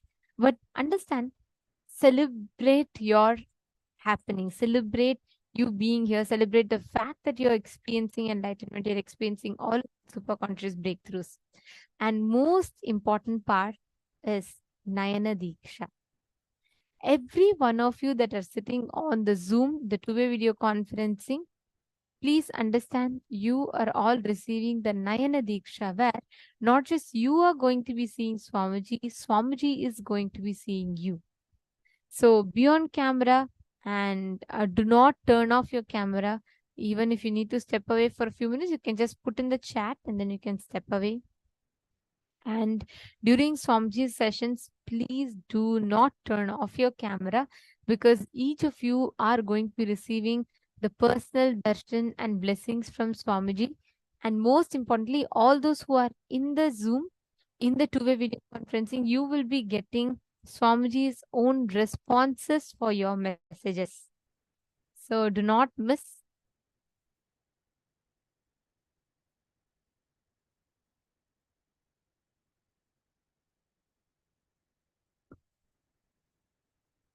And the last but not the least is you having to keep yourself up, fresh, available, completely receptive to all of these extraordinary truths. For this, detox is a must, along with yoga and Jalaushan. So during this program, you will be experiencing daily, you will be doing the rare Dvitiya Vinyasa Krama. It's a sequence where 208 yogic asanas sequence is put together in less than 3 hours. And this is to prepare your physiology for receiving Paramashiva. So make sure for yoga, you are dressed in black, you're tying your hair into a bun and keeping a water bottle with you at all the times. And throughout this 21 days of the program, follow a sattvic vegetarian diet.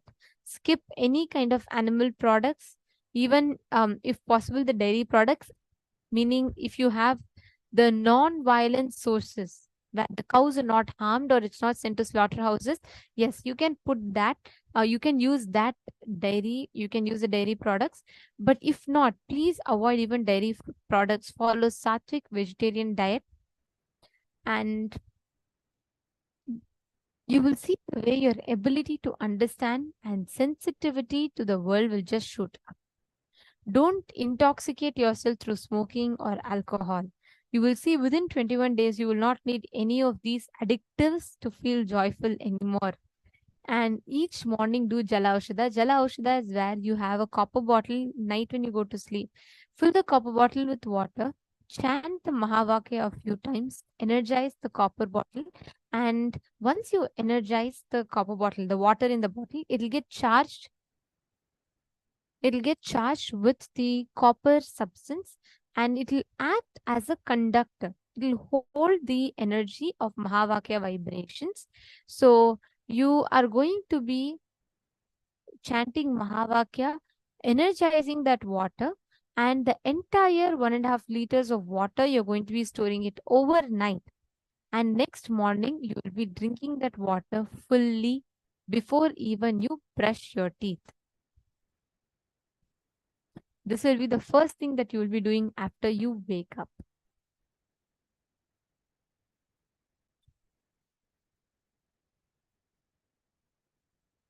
And we are going to be continuously available to support you. We have our expert faculty, acharyas, who are attending along with you, attending to your needs. So should you all have any doubts, you require any assistance, you can let us know and we will have the support desk team reaching out to you all and they will be supporting you in your journey of Paramashivoham.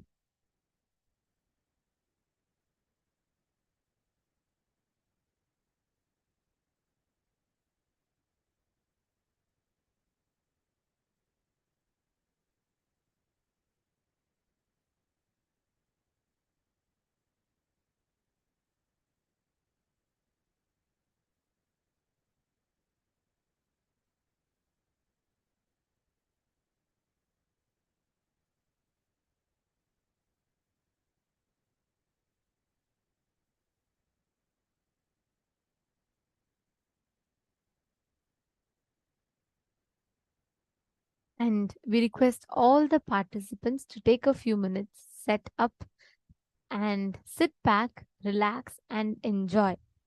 Ma Sri Lakshmi Kotapalli, understand you doing the Dvitiya Vinyasa Krama even as much as you can. Let's say you're not able to do the whole 3 hours, but even just standing and moving your hands, you just do whatever is the bare minimum that you can do with how the acharyas are guiding you, and you will see how much that will help you. So, Sri Lakshmi Kotapalli, don't worry. Whatever you can do, do it, but don't skip it. Because it's very important that you add this experience to yourself and prepare yourself physically to receive these initiations.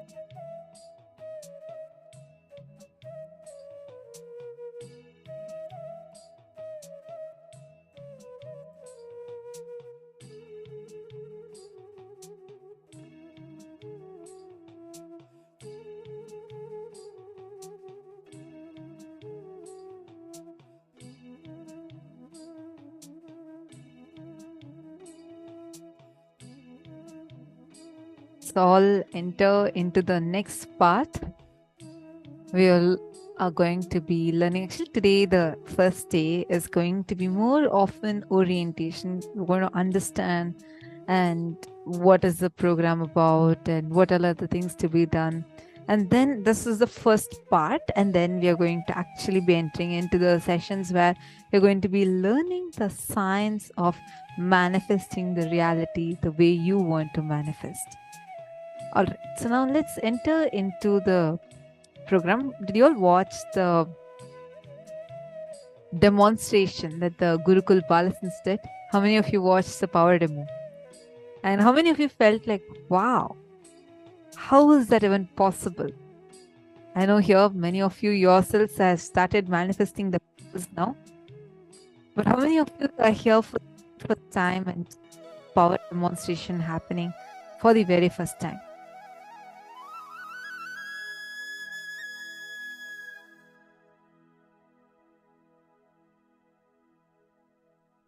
You all can put it in the chat if you are here for the very first time. Great. See, the powers, it's a Swamiji says, if you have a head, you have third eye. And all of us can manifest Shaktis. We all can manifest the powers. So the power manifestation is possible for all of us. But now, how is it that suddenly all of us are having access to that? Actually, if you read our Puranas, our Vedic texts, and if you read our scriptures, you will understand in so many Puranas, there are various references to these powers. But unfortunately, because we as Hindus had lost our access to these Shaktis, these powers, because of the brutal persecution, the Holocaust that Hindus had faced, we have lost access to these powers. And now it's like all of us are struggling in being a human level and not being able to manifest what we want in life. And we are struggling. We are not able to really enjoy the life like how actually we could have enjoyed if we had access to these Shaktis. To change this, Swamiji has descended onto this planet, making all these powers as easily accessible for the modern day humanity, giving us all this powerful experience. Like how Swamiji says, God minus third eye equals man. Man plus third eye equals God. All of us are having the potential to manifest God through us. And that is what we are going to be experiencing throughout in this program. Now, when we say we again and again we are saying that Swamiji is descended down. What do we mean by that? In this next segment, we are going to understand a science of descent called as the Avatara Shastra, which literally explains why an avatar lands and what are the attributes of an avatar. How do you know that this is not a normal human but an avatar was actually descended? We have a small Nadi reading. I'm just going to show that to all of us. This is a small stanza from the palm leaf reading, like the Nadi reading. And this was done for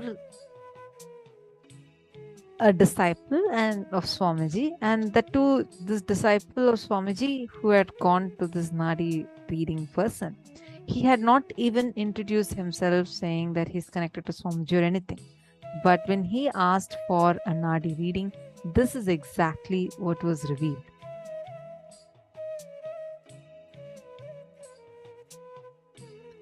I'm first going to be reading out the Tamil verse, and then I'm going to be explaining the translation. சொல்லை நீங்கள் முற்றிலும் கேட்க வேண்டும். சிவபெருமான் உலகம் காக்க நித்யானந்த உருவில் பல கோடி சித்தர்களின் தவ பயனால் பரமசிவன் பரமஹம்சராய் வந்திருக்கிறார். You should understand the words completely. In order to save the world, Lord Shiva has come in the form of Nithyananda as a result of the penance of many crores of siddhas. Paramashiva has come down as Paramahamsa. And Nadi readings, these are the records of the happenings of the past, present, and future, detailed as a conversation between Paramashiva and Devi Paramashiva Shakti, Parvati. Now, who is an avatar? And we're going to be learning about how avatars come to give the breakthrough with each happening. And what are the attributes of an avatar? See, when Bhagavan Vishnu incarnated to bring Vedas and Agamas back from the dark energy, see, there are totally 5 times life has been completely wiped out. And this is the 6th time again life has come back to the earth. Understand, Swamiji had revealed this so many years ago. Recently, the scientists have also proven this as how life has become extinct on this planet at least 5 times before, and this is the 6th time we all are existing. And now we'll see how in Sanatana Hindu Dharma this is described. Very beautifully, Swamiji explains. The first time when life became extinct was when one Rakshasa actually takes the planet and submerges into the ocean, and like he hides the Vedas and Agamas. And when Bhagavan Vishnu incarnates in the form of a fish, the Matsya Avatara, and landed it on the planet Earth and gave the Vedas and Agamas back to Lord Brahma.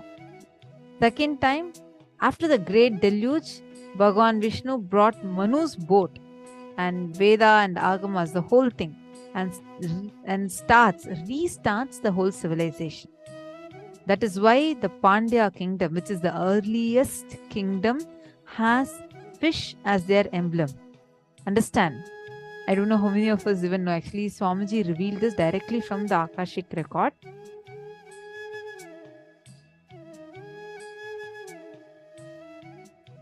Many of the historians would be baffled to hear this. The Pandya kingdom is one of the most ancient kingdoms to have existed on this planet, and there are tons of references to it. Like if you see, even in excavations, very ancient excavations, be it the Kiradi excavation, which was found very recently in the southern part of India, and which is dated way too ancient, even before the modern historians could calculate. They very clearly are seeing the existence, the remnants of the Pandya kingdom.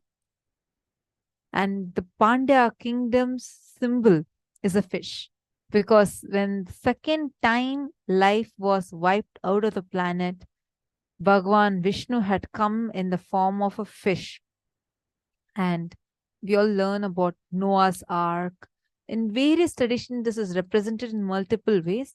In Sanatana Hindu Dharma, very clearly it is detailed out how Bhagavan Vishnu gives darshan to Lord Manu and orders Manu to bring specific all the beings, just two of all the living beings that is existing, and restarts the entire civilization.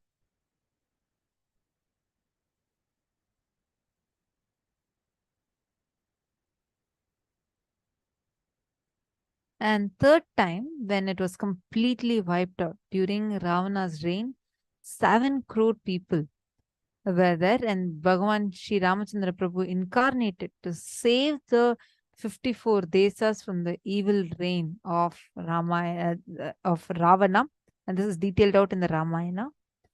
And when the fourth time life was completely extinct, wiped out, King Duryodhana almost led the world to nuclear collapse. And Bhagavan Shri Krishna incarnated to end the apocalypse. And this is detailed in Mahabharata. And fifth time, Bhagavan Paramashivam, Mahadeva himself protected the city of Varanasi. So it's called as Urdhvam Naya. He said, I myself will hold these people, protect them. Even during the Pralaya, even when the whole world is destroyed during the Great Deluge, I'll hold these guys in the tip of my Trishul.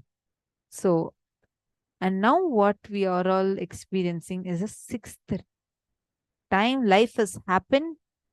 And before this, 5 times life was wiped out and restarted.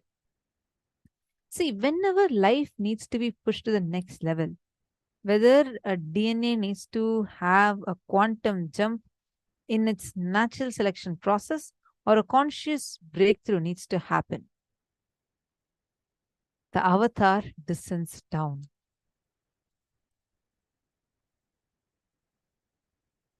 The Sanskrit word avatar, it comes from the word avatarati, means the one who has descended. There was a horoscope prediction by the family astrologers, are Venkatasamy Chettiar, who you can see in the left, and next is Tanjavur Swamigal, 1978. The astrology predicted that the newly born child is an incarnation and will be a Raja Sannyasi, king amongst the sannyasis, and he was duly given Lord Shiva's own name as Rajashekaran.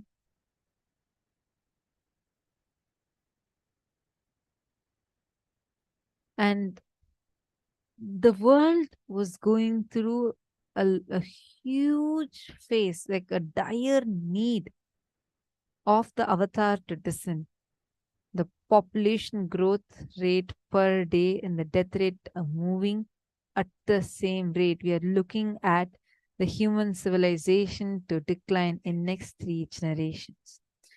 The IPCC, Intergovernmental Panel on Climate Change, warns we are on a crash course towards catastrophe if the global temperatures are allowed to rise. And the window to slow or even halt some of these worsening impacts is rapidly closing. All the countries have piled up the atomic weapons enough to wipe the whole planet Earth 700 times.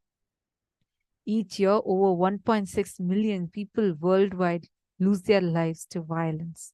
Violence is amongst the leading causes of death for people aged between 15 to 44 years worldwide, accounting for 14% of death amongst males and 7% of death amongst females.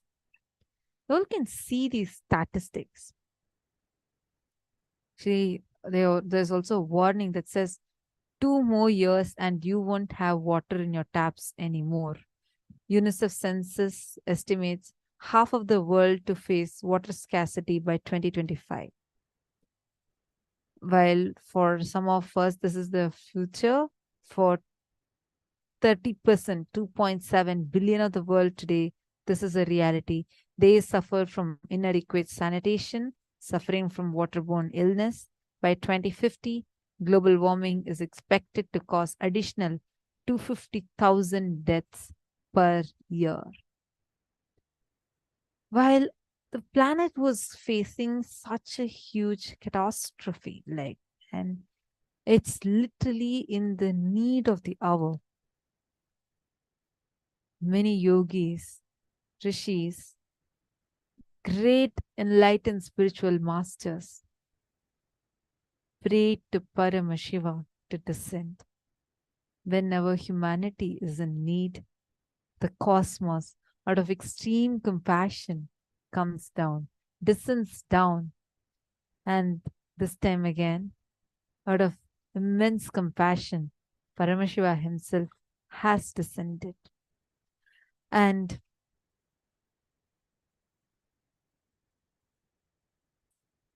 this descent was foretold by some of the great enlightened beings, greatest enlightened beings.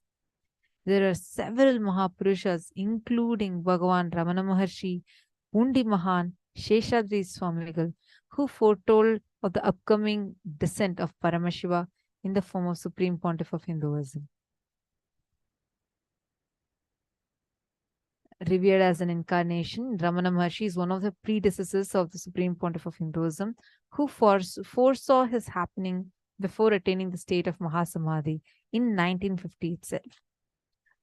Before leaving his body, when Raju Mudaliyar, Swamiji's biological grandfather, when he went to receive the blessings of Bhagavan Ramana Maharshi, and this was during late 1940s, Bhagavan Ramana Maharshi blessed him ceremoniously and declared that very soon Arunachala himself is going to be landing in his family. Arunachala, Paramashiva himself, is going to be descending in his family.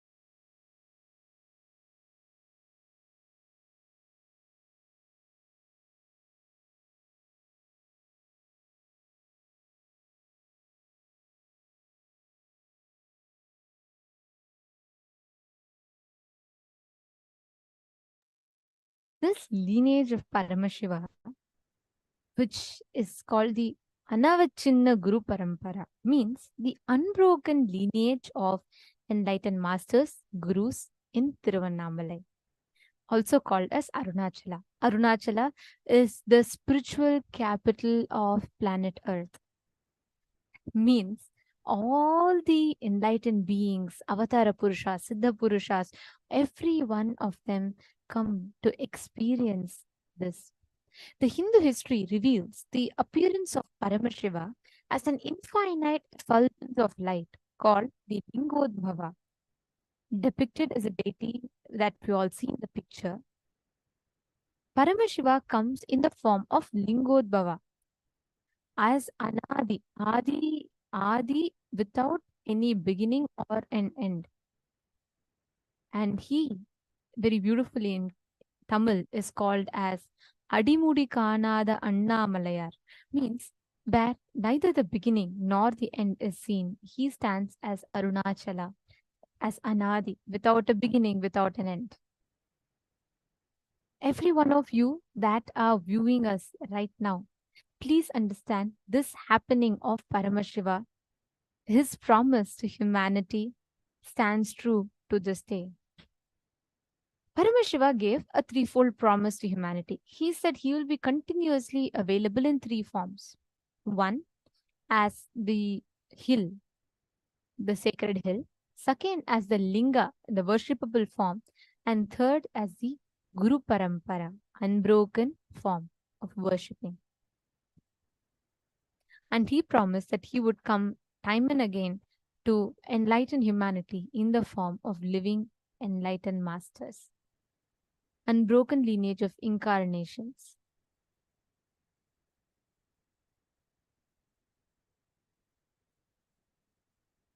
Here we can see Arunagiri Yogeshwara, Sheshadri Swamigal, Bhagavan Ramana Maharshi, Yogi Ram Surat Kumar, and now currently the 1008th living incarnation of Paramashiva, who happened in that very lineage as our beloved Swamiji, the Supreme Pontiff of Hinduism. An incarnation is a being who gives breakthrough in our very DNA level, in our very conscious level, in the societal level, and in the global level, and in the individual levels. Here, late Mahant Sri Narendra Giriji Maharaj, who is the president of the largest apex body of Hinduism, the Akhila Bharatiya Akhada Parishad, which is a group of 13 akhadas and over 2 crore sadhus, monks, Hindu monks in India. And he beautifully shares how one day the SPH Bhagavan Nithyananda Paramashivam Swamiji is going to be called as the Vishwa Guru, the Guru of the whole world. And he is going to be the spiritual guide for the world. The peace will spread in the world. Sri Sri Shantavira Mahaswamiji, the head of Kolada Math, the oldest recorded math in Karnataka, dating back to 6,500 years, declares this with his authority. He says, whenever humanity falls into suffering, pain, Ishvara, the divine himself, does the austerities, the tapas for their upliftment. Ishvara is the embodiment of divine light.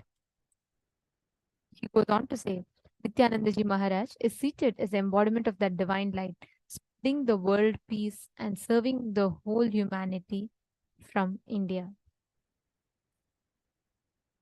There are various different attributes of an avatar. The 12 main attributes, and understand, Swamiji beautifully teaches us how everything is taken from Hinduism, exactly as it is described in Hinduism. And even Swamiji's own descent, Swamiji as an avatar, as per Hinduism. Here, Hinduism, in our scriptures, it's very elaborately explained how an avatar can be identified. There are 12 main attributes based on which an avatar is identified. The first is Kalpataru, wish fulfillment. Second is perpetual completion, enlightenment. Third is healing, realigning the bio-memory. Fourth is deeksha akarshana, transfer of bioenergy.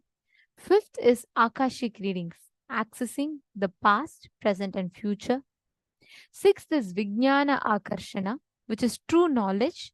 Shiva akarshana, seventh, which is a space of Shiva. Shakti akarshana, the kundalini energy. And the ninth is ardhanari ishvara, beyond all duality, beyond any genders, any limitations. Sushadha, beyond pain. Divya Sharira, divine body. Surabhi, fragrant physiology. Each of these aspects, each of these attributes is clearly experienceable. Every one of us has experienced these aspects through Swamiji.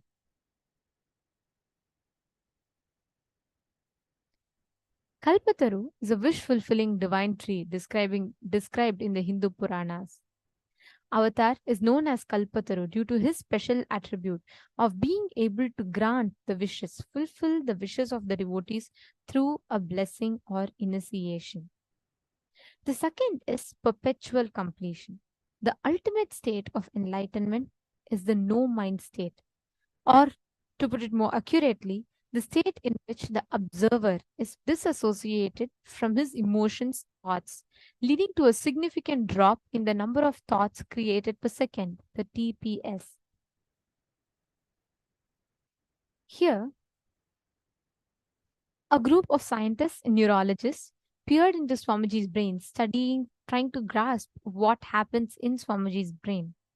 And the results were astonishing. Swamiji's brain, Swamiji was completely in control of his brain, which means Swamiji could activate his brain at will to the extent of shutting down 90% of the brain activity just in the matter of few minutes at Swamiji's will.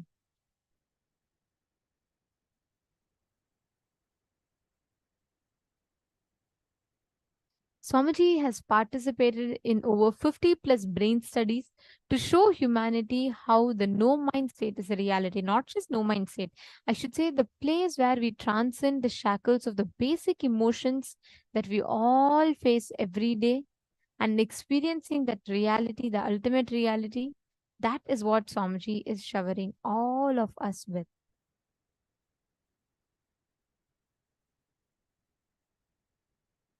The next is spiritual healing. The spiritual healing process, actually, I'd like to start this with a question. How many of you here, how many of the participants here have experienced the spiritual healing dimension of Swamiji? Can I request all of you to post in the chat? At least one healing, whether it is healing from a headache or whether it is healing of a very big disease that you are suffering from. How many of you have experienced this healing from Swamiji?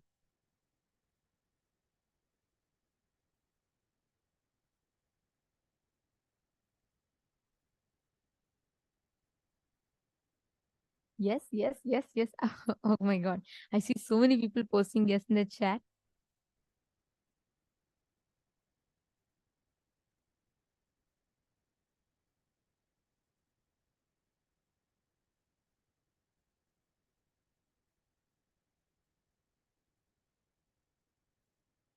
Yes, Ma Lucy, Ma Sonia.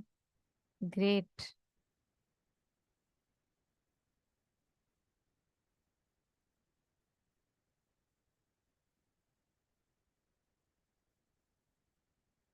Many times, Ma Smita has posted me, Ma Anand Sagar has posted healing from food illness. Wonderful. Ma Mohini Lata has posted yes, me. And Ma Irene, Ma Lalataksha, Ma Jnana Yogini. Ma Maheshwari has posted, yes, Ma, my thyroid completely healed. Exactly. See, the most important attribute of the avatar is healing. Where by channeling the ultimate spiritual energy, the avatar realigns our very biomemory and enables us to be able to heal ourselves completely.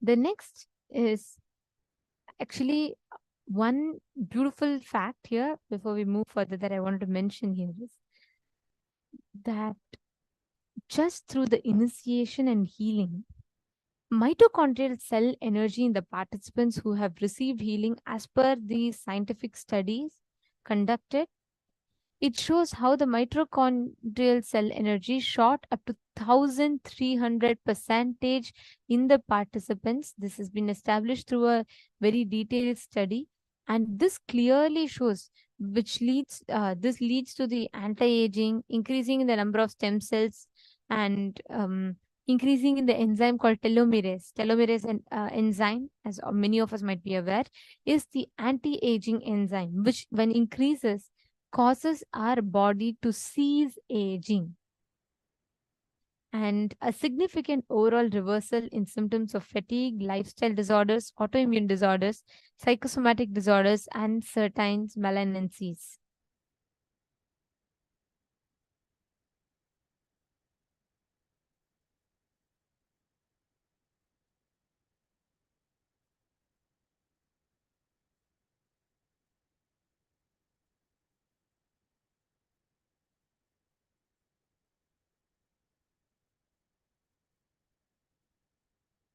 Actually, these aspects, right, of an avatar represents the power that an avatar comes down with, the purpose, his compassion that he comes with.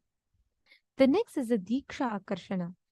Deeksha Akarshana is where whatever you experience as avatar, the avatar transmits that experience to us. He gives us that experience. He enables us to experience that extraordinary bliss, joy, whatever we call it. That is the power of the avatar.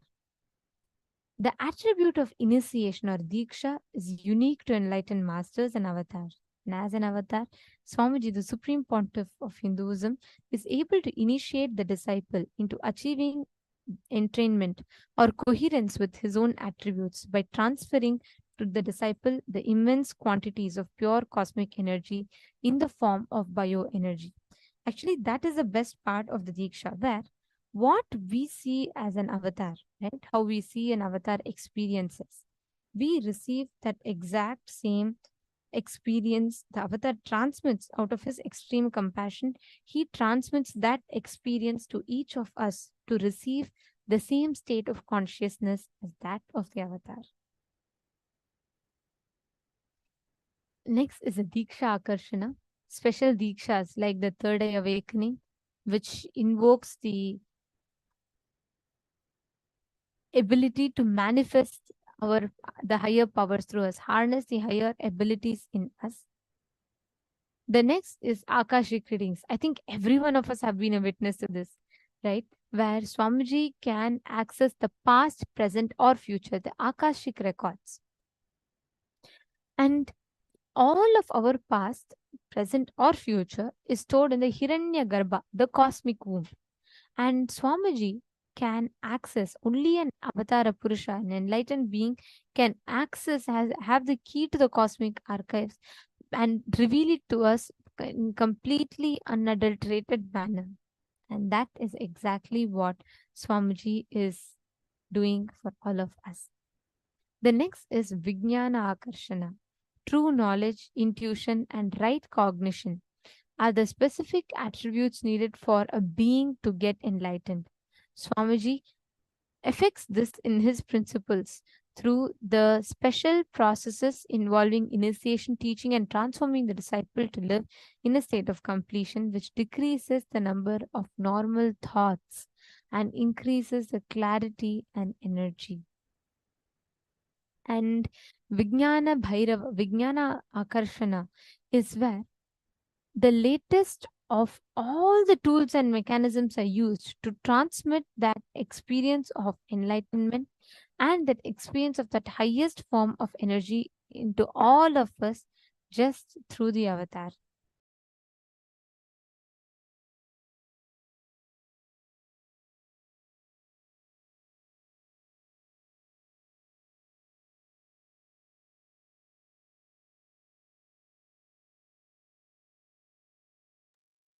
This particular attribute is the Vijnana Akarshana.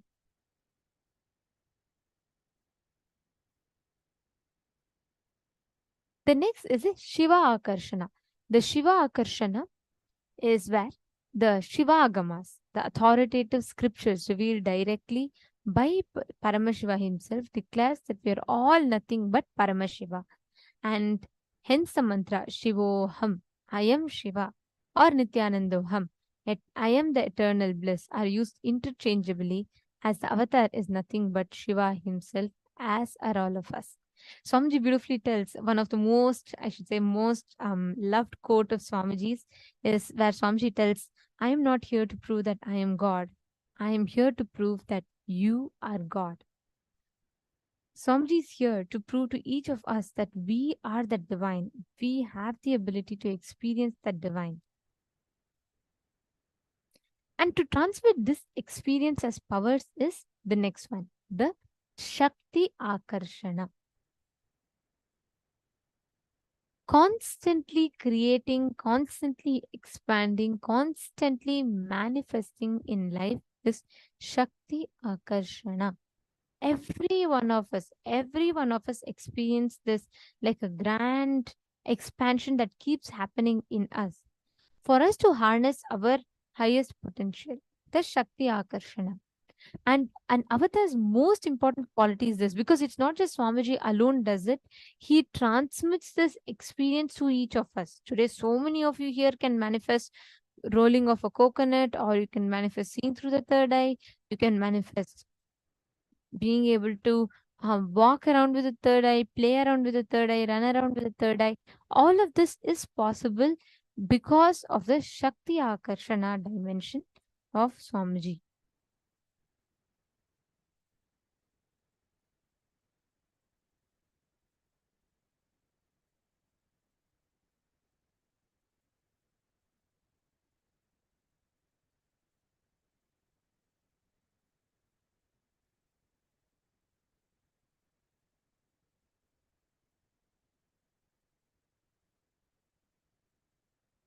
Here we can see some of these Shakti Akarshanas happening, meaning where Swamiji is transmitting that enlightenment experience to thousands of us at a time.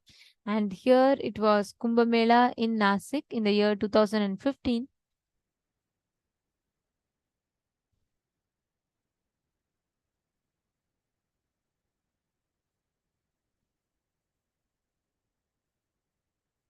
The next is Ardhanarishwara.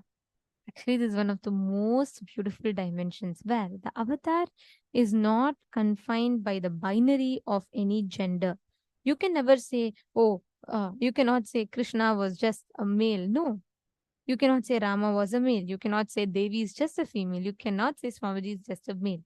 All of these great beings, the avatar of Purushas, the divine consciousness is pure consciousness, absolute beyond gender. An avatar in his physical body manifests that exact same aspect to all of us, beyond any gender.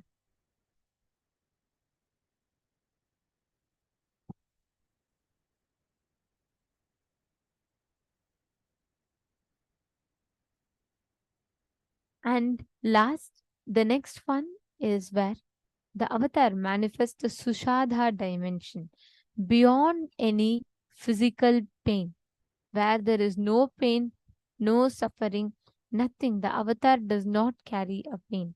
And this has been seen in multiple occasions. One thing that we can see like very clearly is not just the physical pain, even not allowing the emotional pain or the mental pain as we call it. Even when Swamiji had so many people attacking and so many people targeting, trying to attack Swamiji to bring him down, Swamiji never ever allowed any of this to even touch Swamiji. Swamiji only went on contributing, contributing, and contributing to the humanity.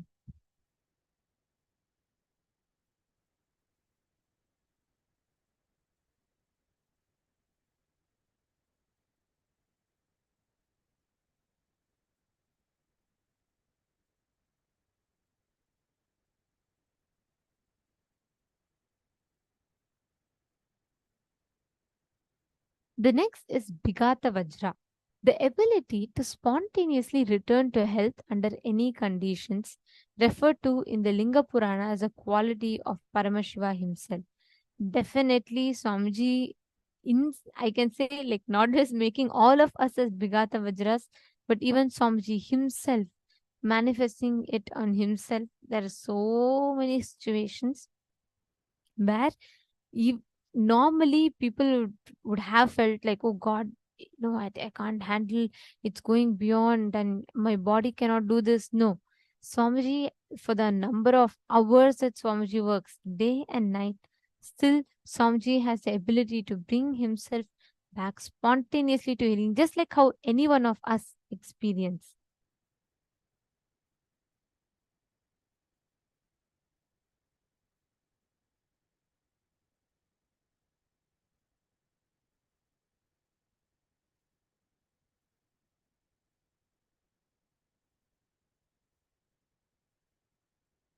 And last but not least is manifesting of the divine Shaktis of the avatar, being able to manifest the powers, being able to awaken others to manifest these powers.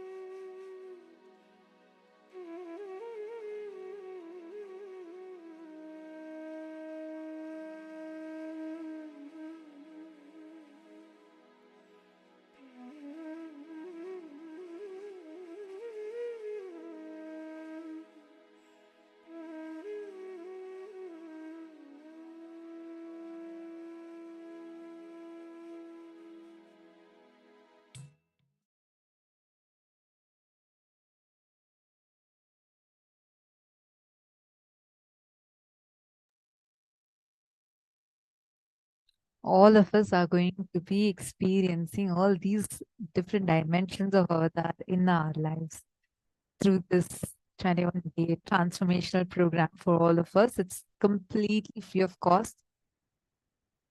And now let's enter into the next session. In the beginning of the program, during the demonstration of the powers, we listened to a small clip Swamiji was telling about how it's really time that humanity needs to take a breakthrough. We all have evolved from amoeba to fish, fish to monkey, whether it was a physical breakthrough, physiological breakthrough, psychological breakthrough, and a conscious breakthrough. Now we are in a time where a super conscious breakthrough is needed. We're in dire need of it. We keep hearing so many news. We hear about the catastrophic floods or cyclones or the climate crisis that we are facing.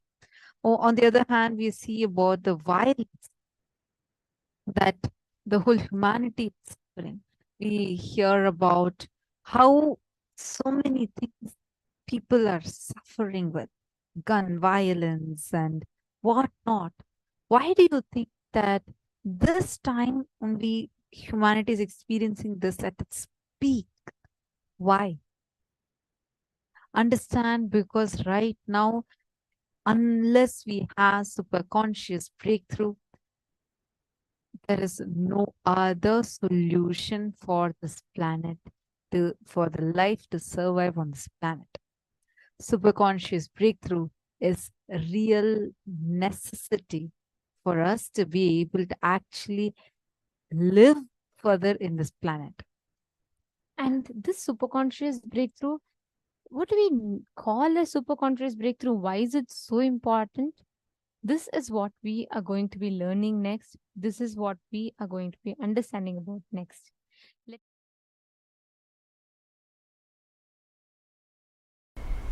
Understand, I am introducing a science, subjective science, inner science, a spiritual science. I am introducing a subjective science, inner science. I am introducing a science which can be experienced, manifested.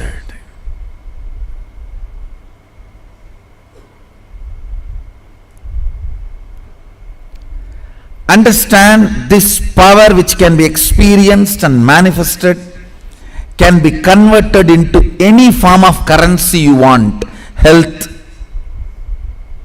wealth, knowledge, longevity, relationships. In any form of currency you want to manifest, you can manifest. It is fundamental currency of the cosmos called Shakti.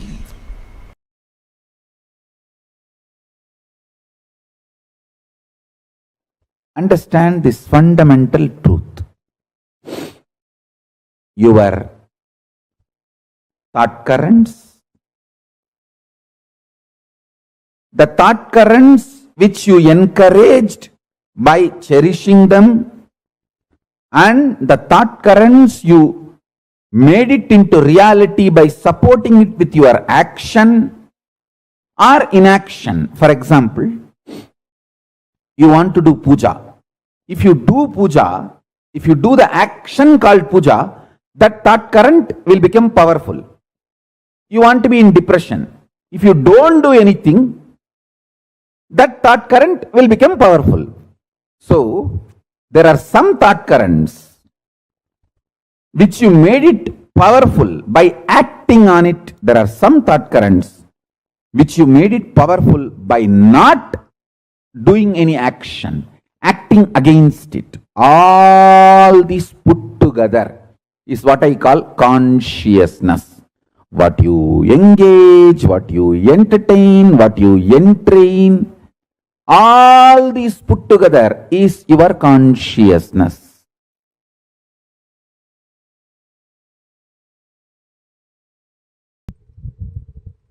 Manifesting the powers means what you think as extraordinary because of your wrong bringing up. Understand? Absolutely. What you think as extraordinary because of your wrong bringing up. What you think you have been told as a common standard. Breaking that and manifesting the absolute as it is through your body and mind is manifesting powers. Understand? The first myth you need to break. What has been wrongly taught to you? After all, people who taught you till now are human beings. Forgive them. You don't need to be angry with them, but do not allow them inside you. Get rid of everyone. Understand? Unless you break the standards they taught you, you are not going to have a superconscious breakthrough. Superconscious breakthrough means breaking all the standards you have been taught.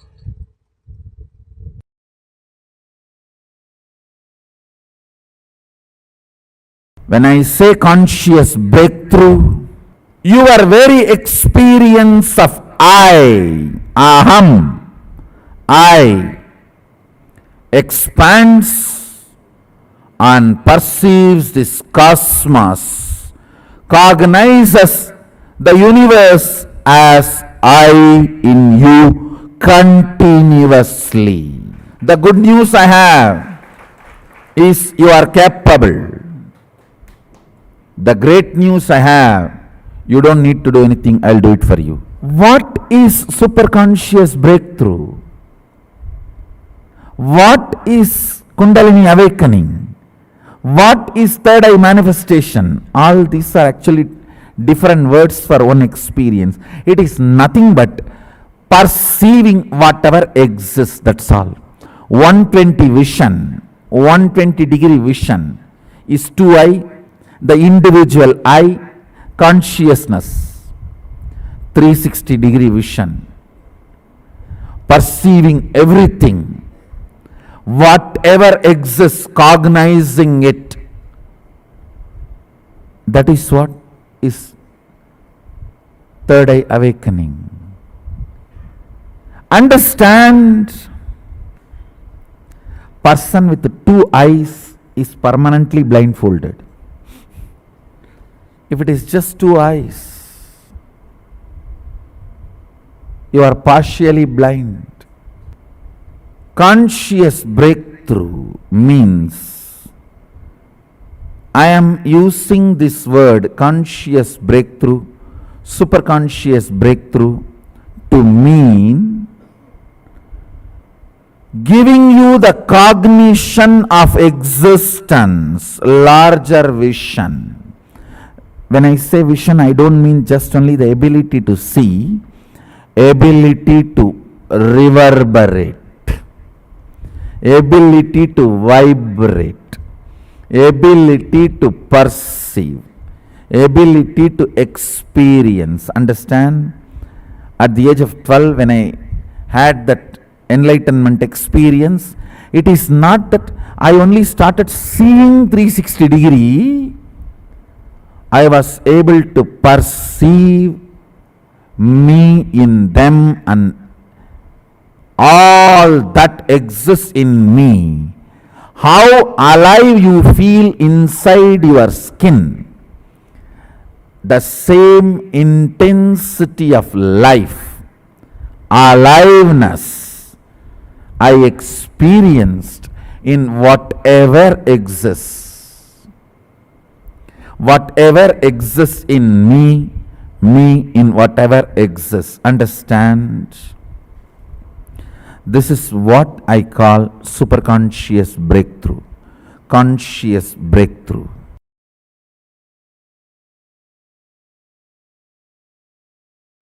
Your soul and your consciousness. Listen, listen.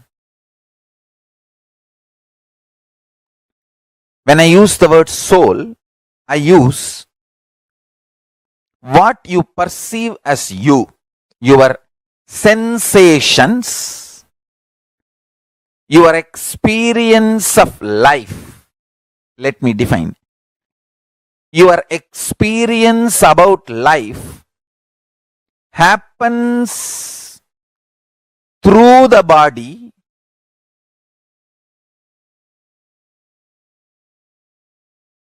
but not just the body.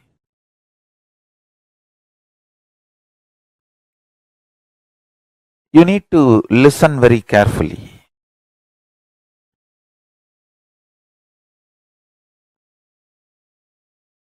Your soul, individual soul.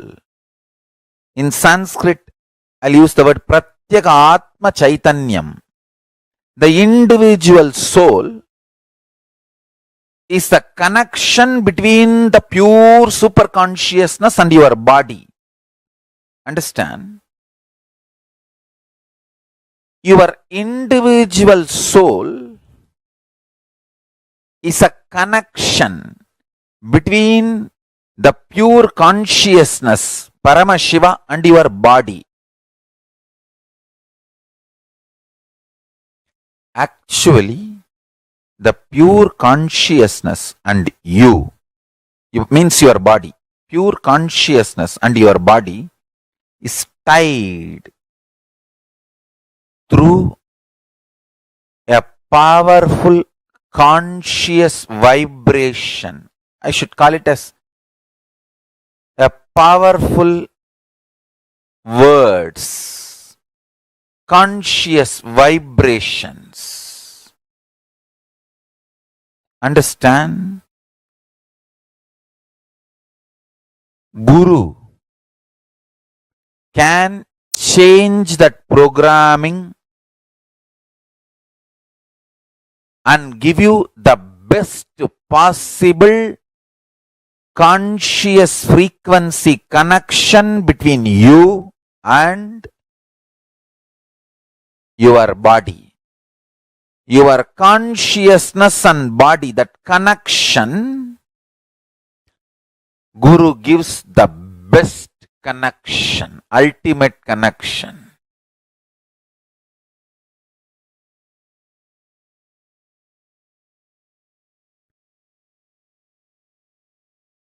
Understand? That connection awakens powerfulness in you. Listen carefully. If the powerfulness is awakened in you,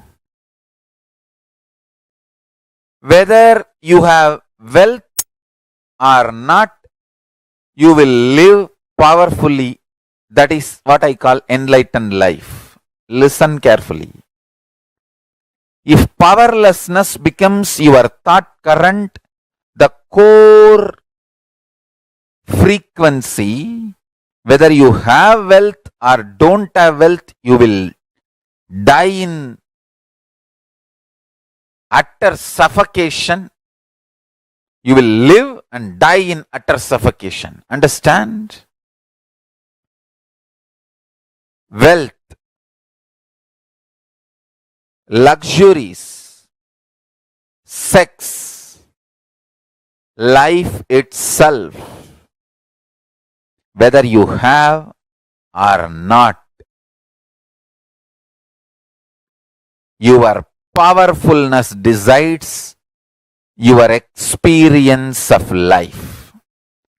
If you are powerful inside, even your poverty will be such freedom. And when you have wealth, you will be empowered. But if there is a deep powerlessness as a pattern in your life, when you don't have wealth, you will be so suffocated, jealousy, burning, boiling. When you have wealth, you will be loaded, suffering, unable to take the responsibility, again suffocation.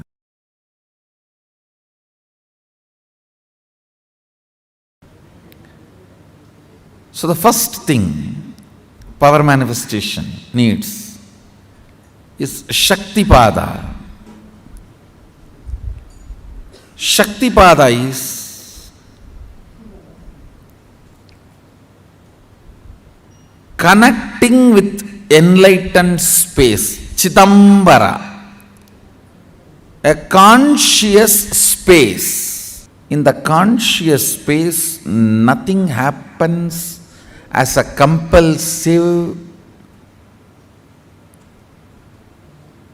thought pattern or unconscious flow current. Listen carefully. Thought or mood or ideas or incompletions, nothing moves unconsciously.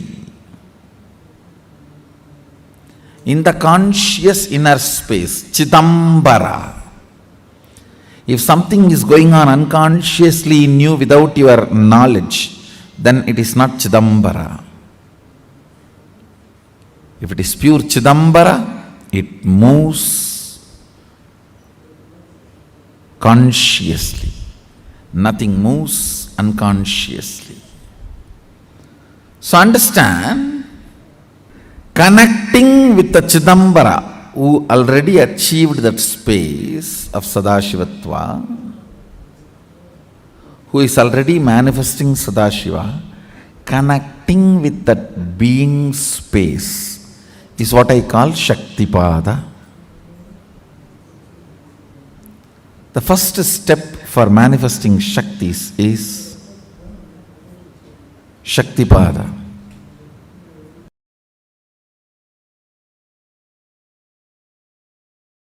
Let me give an introduction about what is Shaktipada process. Please understand.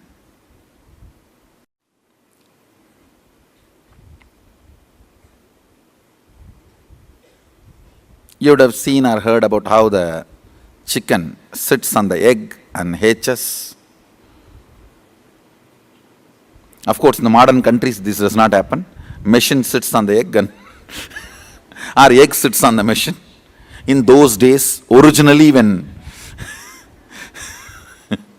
hens and chicken were getting produced on the planet Earth, the hen used to sit on the chicken and hen used to sit on the egg, and the chicken will come out of the egg.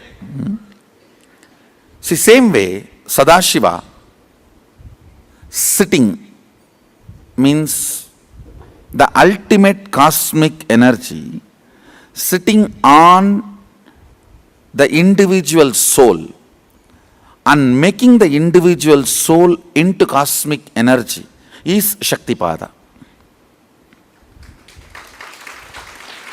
Hen sitting on the egg and making the chicken happen, same way.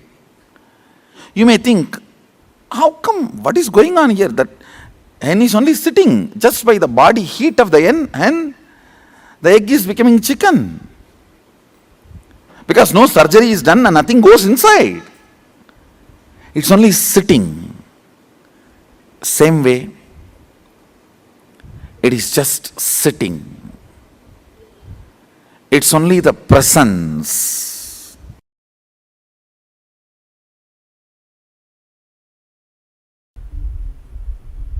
Listen.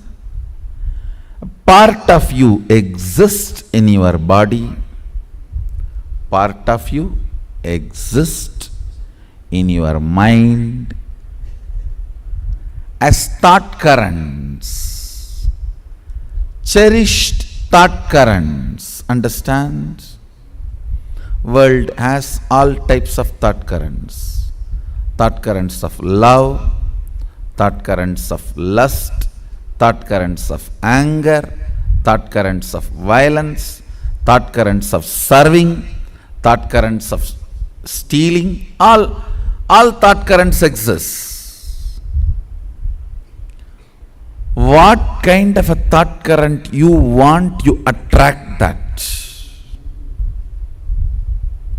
What kind of a thought current you enjoy, you attract that. As I said yesterday, your cognition is like a broomstick. The sticks you like, you collect all that and keep it together and tie. With your identification, I.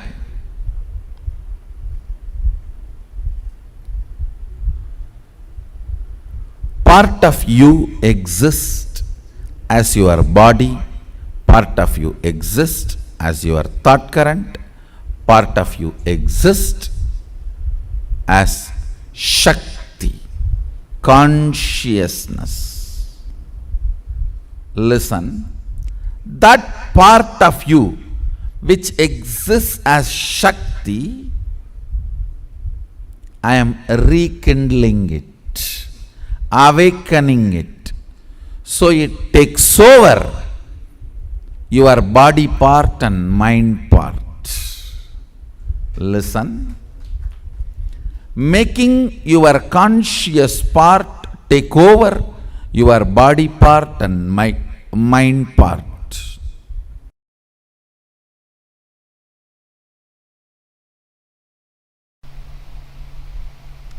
English is a poor language to explain the nuances of cosmos. Definitions matter. So have the right definitions about this whole science. Right introduction about this whole science. First thing, do not get overwhelmed. Second thing, it is not supernatural, it is naturally superb. It is super but natural for you. Nothing difficult, nothing impossible, nothing. There is nothing where you need to feel, not for me, not for me. No. It's for you.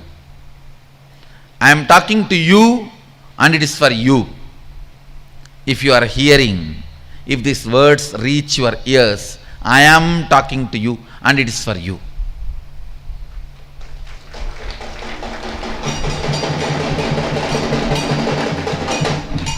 It's a simple, very simple science. All you need to do is detoxify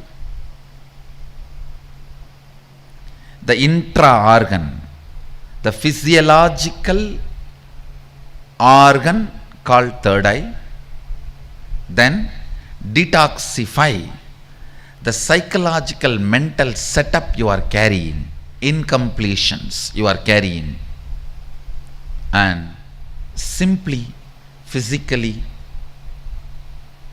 it manifests, third eye manifests as reality.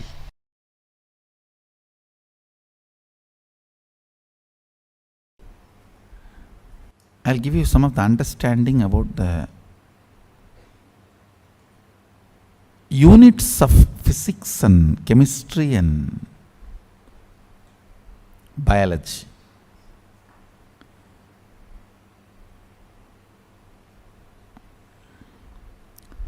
Unit of the chemistry in you, I'm talking about as far as power manifestation is concerned. Biology is your biomemory. When you add powerful cognitions, the actions and reactions happen is chemistry. And what you manifest is physics. Powers.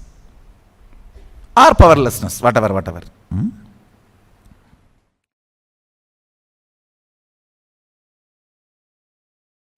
Unit of physics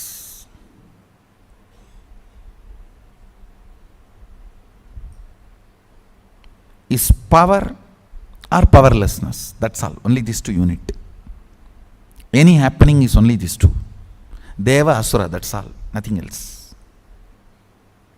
Everything else is attribute. Attribute is different from unit.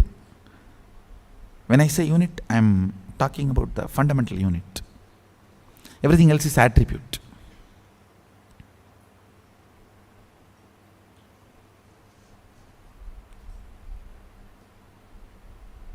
Same way in chemistry, pain and pleasure, only these two are unit. Everything else is attribute. All experience, action and reaction is only pain or pleasure, that's all.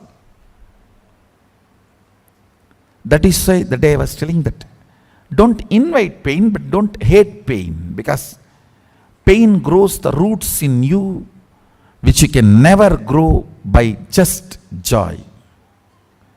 It brings certain kind of a depth in you which you cannot get it just by joy.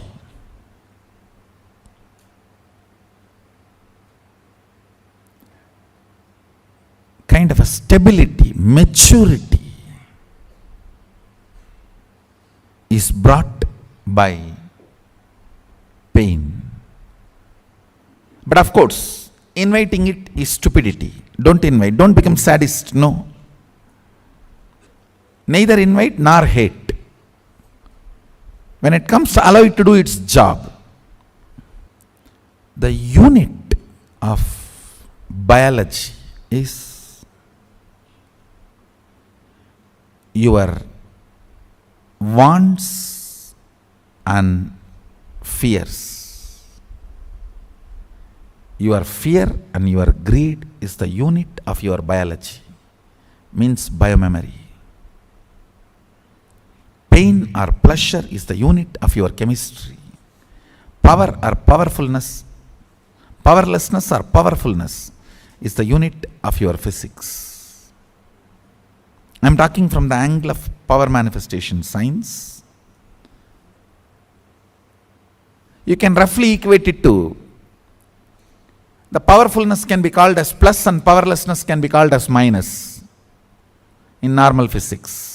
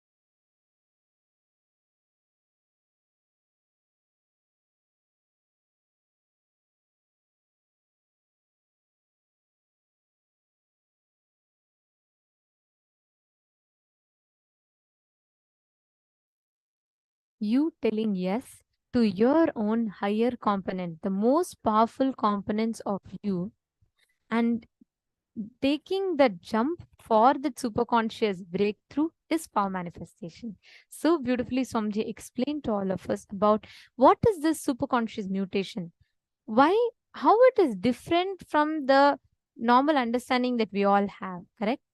Swamiji explained a very, very important truth in this. Swamiji said, you telling yes and taking a jump for your own higher cognition already that exists in you, you just need to discover it.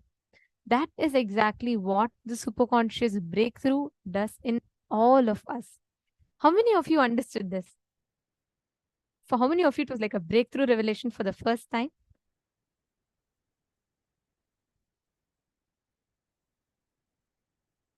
Okay. I request every one of you to let us know.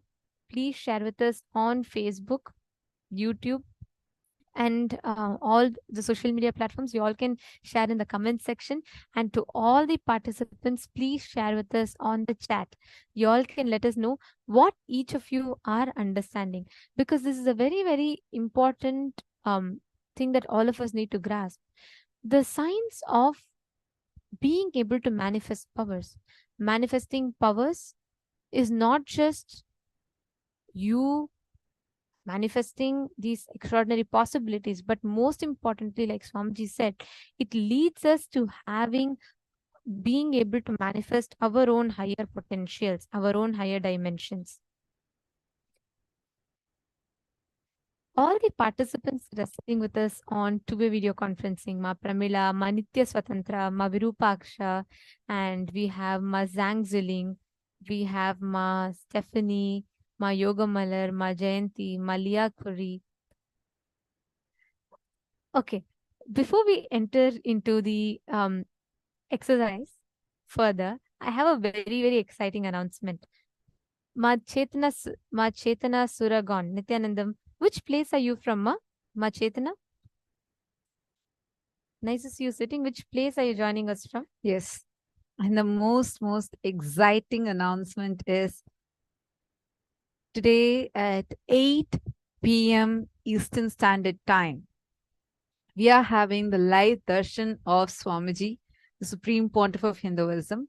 We are going to be having this exclusively on the two-way video conferencing, and all the viewers that are currently watching us live on Facebook, YouTube, and all the social media platforms, you all also can join in for the two-way video conferencing. It's completely free.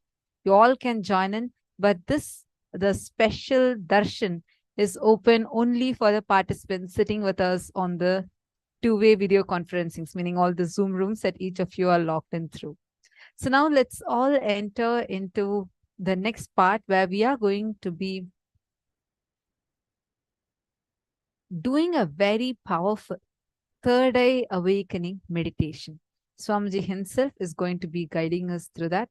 Let us all sit intensely and do the meditation intensely. Do not miss even a single step. Listen carefully. Swamiji will guide us through, and let's all do it intensely.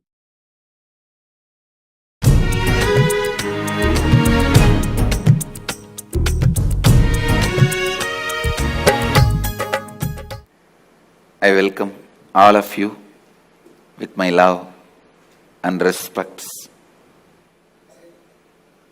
Third eye. The techniques I have designed are most safe. To tell you honestly, I have not even designed this technique. I took it from Shaivagamas, Mahadeva's teachings to Devi. I took it from that and organized it. Only the permutation combination is my contribution. Otherwise, the original technique is from Shaivagamas. I have taken this techniques, organized it. It is time-tested, foolproof. No wrong, bad, ill side effects. The only side effect is bliss, knowledge, and enlightenment. I'll initiate all of you into that process. Listen to the technique properly. Now, this technique is a two-part. First part, with your open eyes, start visualizing the center of your forehead, means where I have the kumkum, the red dot. Center of that spot in you, means your third eye, is open. Your third eye is open. You are looking through the third eye. First few minutes it will be little difficult, but you will catch it within 4 or 5 minutes. Let your eyes be open, but look through your third eye. See, visualize, feel you are looking through your third eye. Second step, close your eyes, visualize the intense golden light is entering into your being and functioning on your third eye, actively getting centered on your third eye. Please understand. The first step is visualizing. You are looking through your third eye, and now my third eye photograph will be projected. Look into my third eye. Look through your third eye to my third eye. First step. Second step, close your eyes and visualize intense light. Golden light is entering into your body from above, the sky, entering into your head and getting centered, functioning, active on your third eye. I'll guide you step by step. Now, please keep your eyes open and gaze at my third eye. Visualize you are looking through your third eye.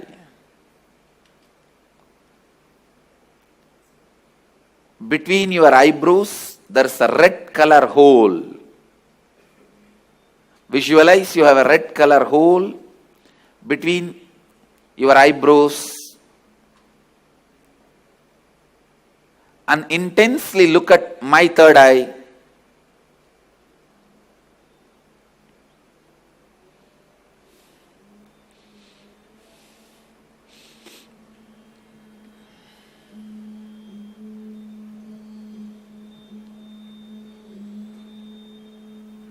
Shiva, Shiva, Shiva.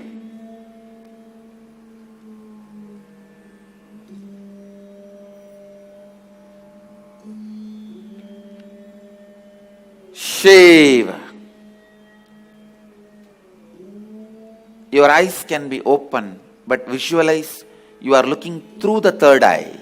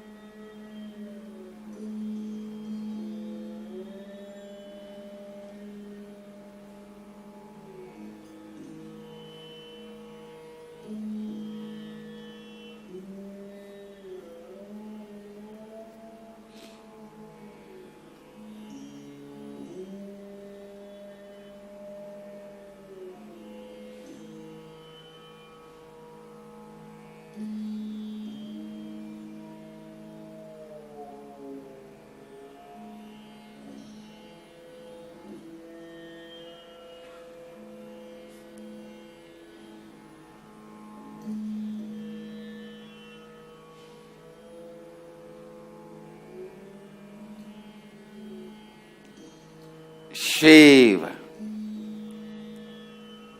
Shambhavi,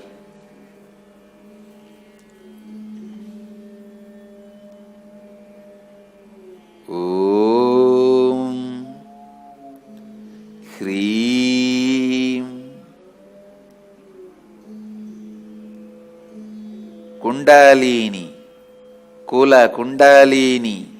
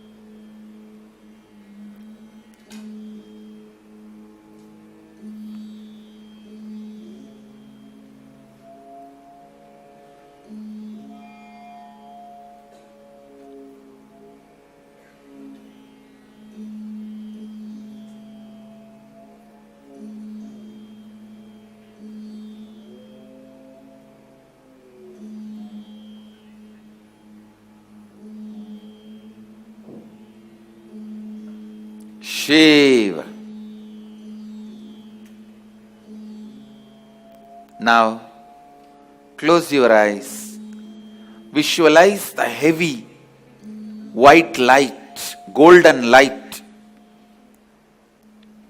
is landing on your head from the cosmos and getting activated and centered on your third eye.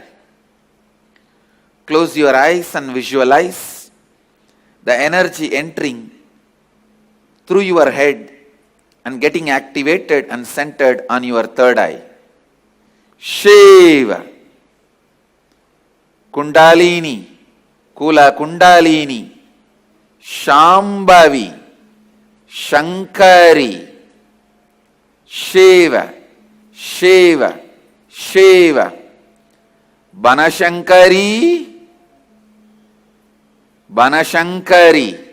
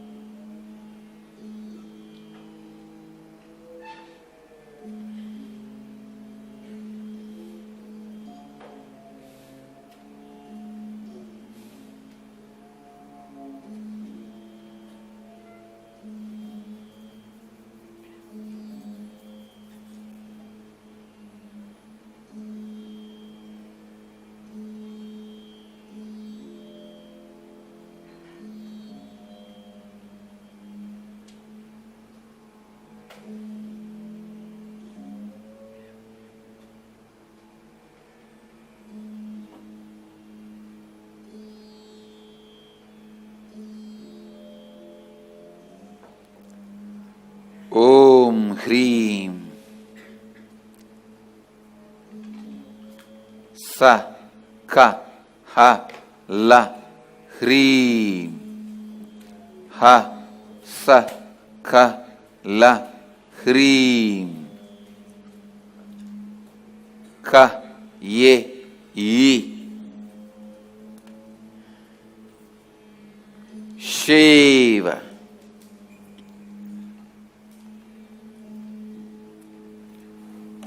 Shiva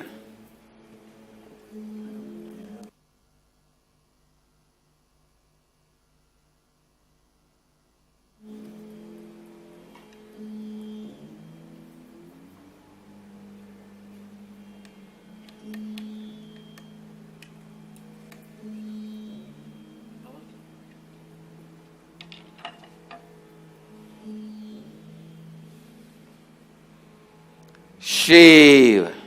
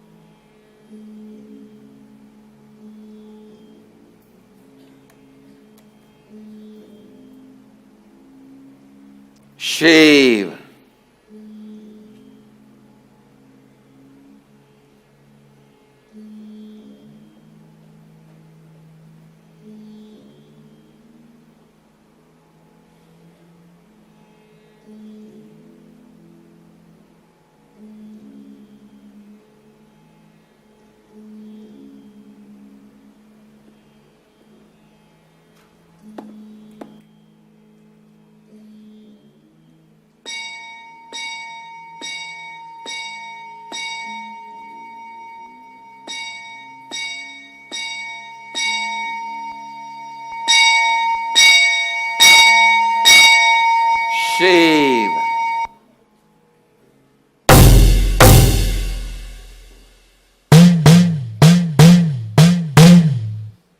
Shiva